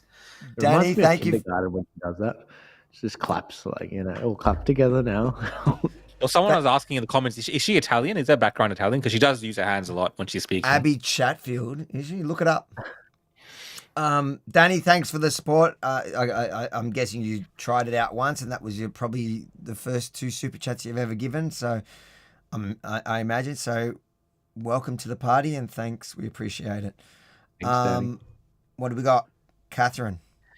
Catherine, thanks for the super chat. I'd pay more, but need it for my popcorn. Too delicious. So Catherine was enjoying the unhinged meltdown by the darlings of the left, Clementine Ford. And that's a reasonable excuse. Popcorn with the cost of living, thanks to those of you who voted Labor, is quite expensive now. So we totally understand, but appreciate the $2 because unlike Abby Chatfield, we appreciate every one of you no matter what you give. You know what I realized? $2 split 3 ways is $6.66, right? No, hang on, here we go. 66 cents each. What's the point? My point is, she's like, oh, here's the least amount I can give you. Split it between you guys, basically. Mate, you're starting to really sound like Abby Chatfield, who just doesn't respect your audience, that thinks you're above your audience, that thinks you're better than your audience, and that's looking for a lot of money so that you can buy someone a car. Shame on you. I just think Catherine. I just think that. What's her name? Jesus, she's irrelevant. Clementine. Abby Chatfield. Sorry, Clementine. Yeah, sorry, Clement. I'm reading the comments, and someone said Catherine. I think Clementine is just. It's hilarious that she watched tonight and made it worth it. I don't think it's her. I think it's probably a fake Clementine account. Come on. Mind you, I wouldn't put it past either of those narcissists to be watching it, but that they probably are watching it, but they wouldn't put money into it. There's no way they'll let people know they're watching it. Yeah. Super chat from Brett again. Thank you, Brett. Loving your support. Clementine. Avi Clementine said Israel women deserved it. She's hateful. I don't know if they're correct. Exactly. Wow. Did she say that exactly? I don't know for sure. I'm not sure she 100%. said that exactly, but she certainly implied that, yes, because obviously people, and especially identifying feminists that happened to be Jewish, because I know when it all was unfolding, I was watching it. There was a lot of the controversy around the doxing, and Clementine had a big hand in that doxing of Jewish artists or whatever in that group. But a lot of Jewish identifying feminists were pointing out the fact that, hold on, I have always followed you and I'm a feminist. The thing is, even if you identify with the Palestinian cause, if you consider yourself a feminist, like two things can be true at once, right? So even if I think you're wrong about the whole, if you call about the whole Palestinian cause, if you consider yourself a feminist and if you've built your entire career about defending women, how can you walk past a day and you talk about believe all women and you know we have the craziest, the most bizarre nothing stories that they shout from they rally across the country about stories of rape where it was dodgy stories of perceived rape that was not as clear as day. And they rallied across the country about that and about how men are abusing women in this way. But then when there was clear rape, you couldn't sit there and say, that was wrong, that was horrible, I stand with the victims, with the women of October 7. And I also can have this other true reality. I also believe that the Palestinian people, but how could you not? I don't understand. Like, if you really truly believe in that issue, how can you not? Like, even if it's your enemy, if you've built your entire persona around standing for women, they expose themselves for what they are, and that's what I guess Brett's comment was about, is the fact that she did do that, and in a way, I'm kind of happy they showed their true colors, because we've always known that they're intolerant, horrible liars, and they don't actually believe any of the political nonsense that they stand for, including even the feminism that they claim is feminism. It's all about, it's always been a nasty, third wave feminism has been a nasty industry to hate a group of people, which was men, and now it's morphed into all these other things. Anyways, what do we got? Shelby Apples, thanks for the super chat again. Abigail is in the circle while Clem is stuck in a state of arrested development. Yeah, I'd agree with that. That's the point. And that's what she's jealous about. Brett, thanks again. Shame on you, Clem. Cheered on atrocities. I think Brett is not a fan of Clementine. I don't think Brett likes Clementine. Brett, listen, Clementine gave us $2. Like, we get it. Enough. Yeah. Next thing we're gonna have is Clementine crying, doing another video about how she's being targeted by Brett because of us, and then we're gonna have to do another whole live stream about it. It's What do we got? Oh, wait, what was that? Ford speaks nonsense. Oh, yep. Yeah, so from Ebony, thanks again. Ford speaks in nonsensical, academic-like spin. You do see that with Clementine Ford. She throws a lot of catchphrases in there, the things that they should, like, that you'd expect them to say. You know, you'll hear privilege.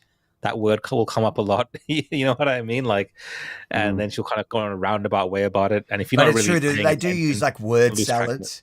They use word salads to sound intelligent while also hiding their agenda and hiding their hypocrisy. It's all intentional.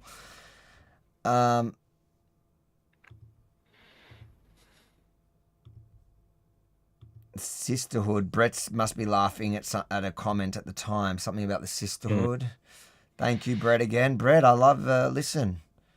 Brett's icon just looks like a Neanderthal child. Looks like Abby Chatfield in the morning, I think. That was the meanest I've ever seen Rukshan go. You dodged a bullet, Joel. Well, I don't know what he was referring to, Brett. Maybe it was when I left the room. Yeah. When you walked out, but I listened to the whole thing though, because I put my YouTube on when I leave. So basically, did you go for a piss and listen to her? Yes. So was that during Clem or? Mate, I don't know what it was, but I got an STD. That was my next question. You might need to go to her. You might need to go to her therapist. We both got we got the same fears. The Forest Freedom podcast says, makes me ashamed to be a female. I think that's just a general reaction to watching the theatrics of both of them, especially. Do you know what? I watch the Abby stuff with my wife, who even gets madder than I do when she watches it. I don't think she can last as long as I can watching the full. Like, I'll watch the whole thing because to me it's just there's so many layers of the entertainment of it, like the internal leftist civil war, but also getting an insight to their projections, to how they think and what they're really saying. You were like a schoolgirl when you saw the videos. You're calling me up. You're like, "Oh, have you seen the latest beef between Abby and Clementine?" You send me the videos. You're like, "Oh, watch this." You're like, "Oh, let's do a show about it." I'm like, "What? Really?" He's like, "Yeah, this is like the holy grail. This is it." Clearly, you guys have been following this for a while. This is it. You have been following this. I'm in. I love it. I love it, and I want more of it. I want to analyze it and break it down. Listen, I got expelled in year 8. I never got to enjoy the Mean Girls high school, and so this is my chance. Don't like it? Don't want to be here for the ride? Well, you don't have to be like Brett, but you want to be here. Everyone wants to be here. Very funny. I can smell Brett again. I can smell the cat pee. Brett says, I can smell the cat pee through my phone. What was that in reference to? I think just in general, just listening to the... Listen, and that wasn't enough for him, so Brett's gone. Crazy. They like crazy cat ladies. Yeah, okay. Like stereotype. Yeah. So much cat pee.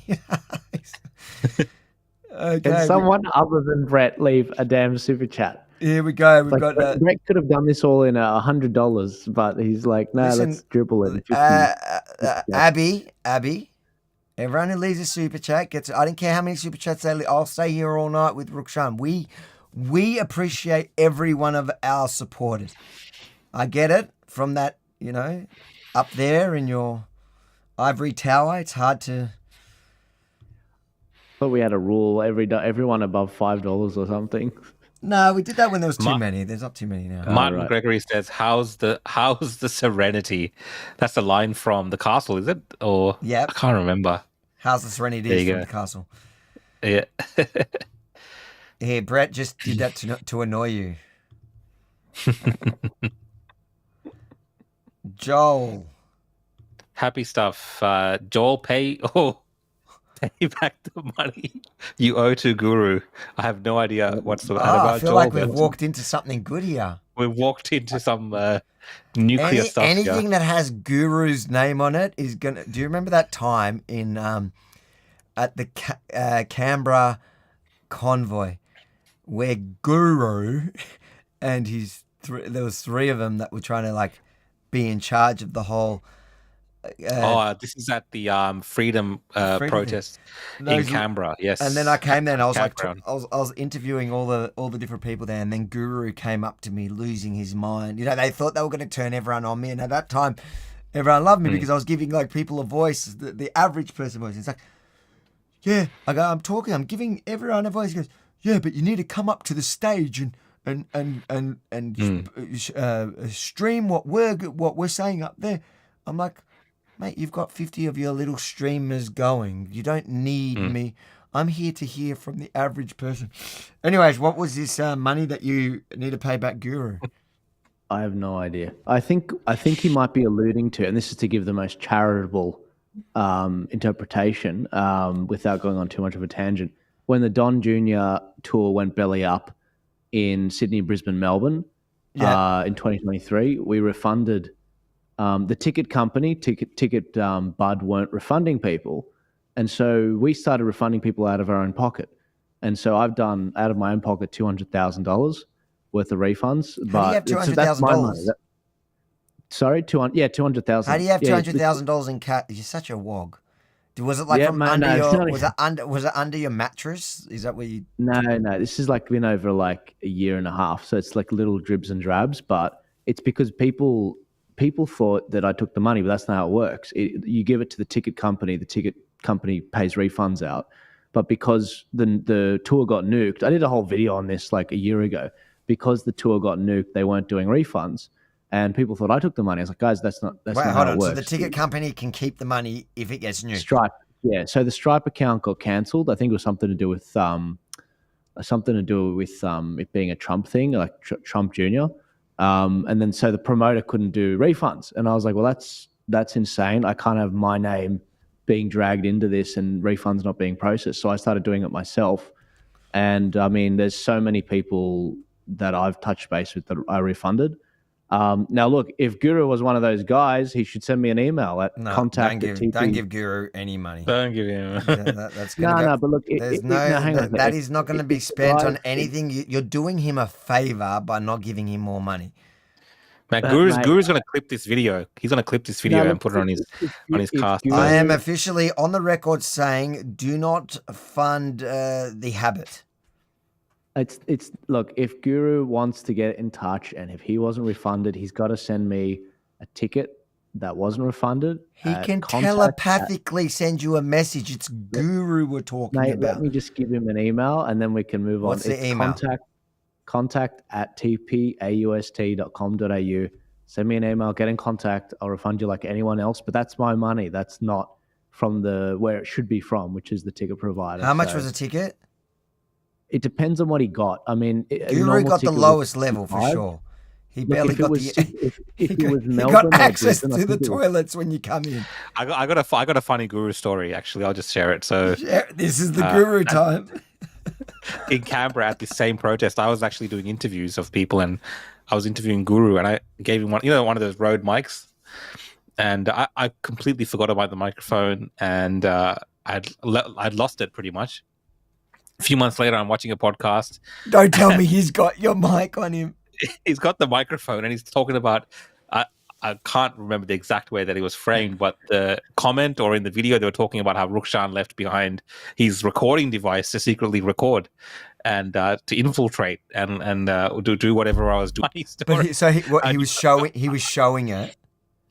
I don't know if he was showing it, but they were just talking about how I left my mic behind. So one of my microphones from that wireless set from Rode is actually with Guru still. So I've never got the microphone back. So that microphone might be able to cover the cost of the ticket. I was just about to say, I think Joel's off the hook here.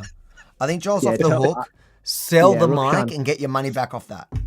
Rukshan, honestly, tell me how much the mic was. I'll deduct it off his ticket and I'll just give you the rest. I reckon you can deduct about $60 for the mic. Yeah, they're not cheap, those Rode mics. They weren't cheap back then. It's one of them, but exactly.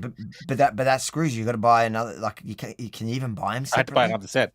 Yeah, I had to buy another whole set. Just a whole other set, which was they're a few $100. Those things. $500 back then. $500. I'm not even joking. I'll give you the money, and I'll be like, yeah, you know, you can pay him the rest. But hold on. So, no, look, I'm not saying that Guru took my mic on purpose. I left it on him accidentally. Sure, but after the passage of time, the story had turned into Rukshan left a listening device. And that wasn't like that was a time. Those guys are the definition of cookers, right? Everything was a went through the trucks. Yeah, everything's a conspiracy. Everything was a conspiracy. Like they were the biggest nutcases, and they tried to like stand over me at those events. And then when they realized, and when they couldn't get the crowd, because the thing is, they're not real leaders. Like no one was like they were trying to force people into following him. I know. And they leached off Graham Hood's credibility and people like that. These guys were horrible. And so now I want to understand, Rukshan. So instead of reaching out to you to send it back to you because it was an expensive piece of equipment, so they tried to turn it onto the fact he might have reached out to me. Look, I don't think he was coming from a bad place or anything like this. It was a funny story. But what do you mean not coming from a bad place? He turned the story into the fact that you were planting a listening device on him. Called a microphone. Isn't that the point? Like, isn't that the point of when you film him, you want to hear him? Yeah, of course. I don't know why I forgot our approach. Look, if he can have people comment here and say, Joel, give Guru back his money, he can get in contact with you. Okay. All right, with the super chat. Okay. So hold on, but I'm in charge now. So, Guru, you'll get your money back on the condition one, you send Rukshan back his listening device. He needs his listening device back. Or two, Joel will deduct the value of replacing the listening device and give it to Rukshan. And that's going to hurt because you are funding another listening device by Rukshan. Just let that sink in. They're out to get you, by the way. We gotta wind this up. We're almost done, mate. This is listen. If you're not having fun with us, you can leave.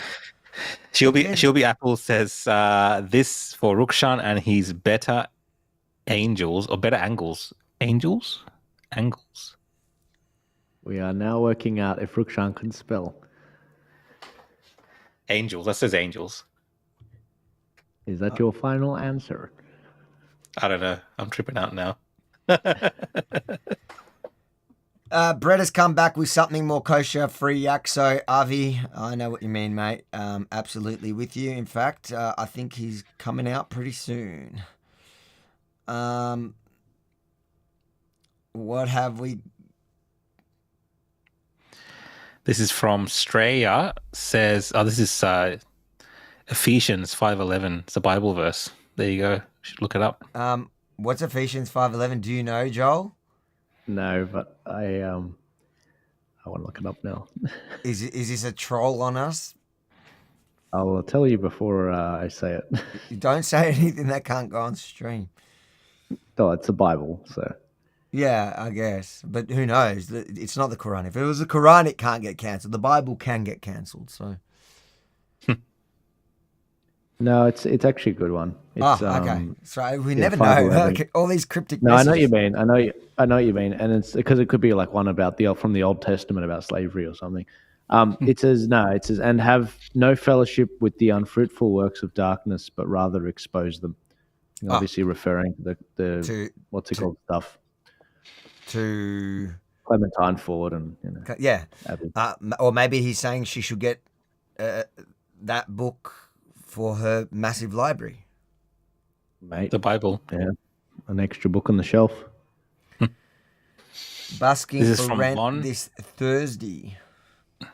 Busking for rent this Thursday at Woolworths, but he's still tipped us $2. Thanks, mate. That one actually feels bad. Von, I hope everything's all right. Yeah. I'm sorry to hear that. If that's that like you don't have to super chat if you're struggling to get rent. Don't waste your money super chatting, and in fact probably reach out to Abby Chatfield. Apparently she gives her place for free. Sorry to hear, mate. We got three more. This is from Richard McLean. He says, if Chatfield and Ford could step away from the moral relativism, it would do them a wealth of good. That's a very good observation. Yep. They try to tie everything into like how good they are, their virtue. they just can't help it. They just don't talk about the issue itself. Yep. Two more. Catherine again, thanks for the super chat. If you ever been on the receiving end of a lefty influencer's trolling as a little old nobody, you will find this really funny. Clem versus Chatfield. That's true. Like, it's so true. That's what I was saying. Really interesting because we cop it from them all the time, and it's happened to us in our DMs and even in public, whatever, they do this, right? So to see them at each other and reveal the truths about what they're fearing about what the other person is doing to them shows the exact tactics they have no issue whatsoever using against an Avi, a Joel, or even myself. So this is, and I've had their army of feminists come against me based on lies that they know about my ex relationship. So these people don't care. They have zero empathy for anyone else. If you're the enemy, the only difference now is that they view each other as the enemy. But thank you, Catherine, for that super chat. And here's our last but not least. I'll leave this one for you, Avi. This is any chance the Mossad influence helped Hamas on October 7? Absolutely not. That's a whole nother live stream in which we can break that down, but zero chance. And if you're stuck in a place on the internet that's convincing you that they did, I hope for your sake that you get out of that little rabbit hole you found yourself in. Well, that pretty much wraps it up, guys. I want to thank everybody for joining us tonight. We got to on a Tuesday night. Another one came through. Another super chat came through. Brett doesn't want to. Who is it? Oh wait, D-Mac. Thanks, mate. We'll just put that up. Can we all acknowledge that the Chabby replied, "I'm an Aquarius," when her bachelor said he was an astrophysicist who listened to this tribe? Joel made that point. Joel made that point earlier. We acknowledged it. And we acknowledged it and its ancestors, past, present, and emerging. An end of welcome. What is this? What's that ceremony? Another super chat, Arvid. I feel like we're just getting paid to stay. From Made in Australia, screw the government, Avi. I agree with that sentiment most of the time. Guys, thank you so much for joining us tonight. We'll be back on Thursday night. Rukshan and I have agreed to do this now Tuesday, Thursdays. Wednesday nights is my Yemeni Report at yemenireport.com, where I'm interviewing people that have interesting people at different times that have something important to say. Tomorrow I've got Alexandra Marshall, who's joining me to unpack everything we've seen with the election. And in fact, Rukshan, I was going to say to you, because I pre-record that's not a live one, we pre-record that, and something I found fascinating, which I think next week we're going to host a debate between Alexandra and Topher Field. With regards to, because what I found interesting, and this is just I guess a little sneak peek to our discussion, which I found with Alexandra, is she's actually against our preferential voting system. She believes that we need to go back to first past the post. Yes, because and what I find interesting about that is she makes really compelling arguments, and so does Topher. Yes. So we're gonna, but they both kind of want the same outcome, pretty much to a degree, right? So we're going to host a debate between them, because I think our audience would be interested in the debate, but not necessarily feeling super passionate about one way or the other. I was always someone that thought that I agree with preferential voting, but actually hearing her out today makes me question that. Again, it's not something that I'm like, it's not a hill I'm going to die on. I really want to get to the bottom of what's better. So we'll host a debate in one of the podcasts episodes next week, or maybe we'll do a special episode for that. But Joel, thanks for joining us. You'll be joining us whenever.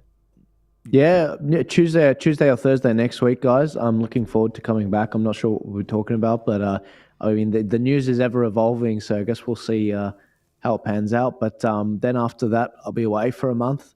But no, guys, I've enjoyed it today. It's been great. Plenty of laughs. And yeah, I mean, someone check in on Abby and Clementine. And guys, just to remind you before we go, whatever platform you're watching this on now, make sure to subscribe and hit the notification button to ensure that you get notified from the platform when we go live.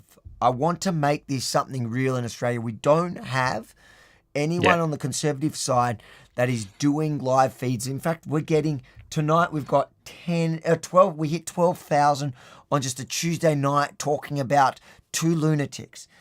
But the idea in America, they managed to get real big, solid numbers. And yes, even tonight, that was the subject that we focused on, but we hit all the important stuff first. So we're going to do that. We're always going to unpack the news and then get on to either something a bit lighter or fun, or if it's just a night that's not appropriate. But we just want to get those numbers up. We want to have live feeds in Australia from the conservative side, libertarian, conservative side of politics, that are able to make a bit of a difference. You know, do not leave it to Abby Chatfield.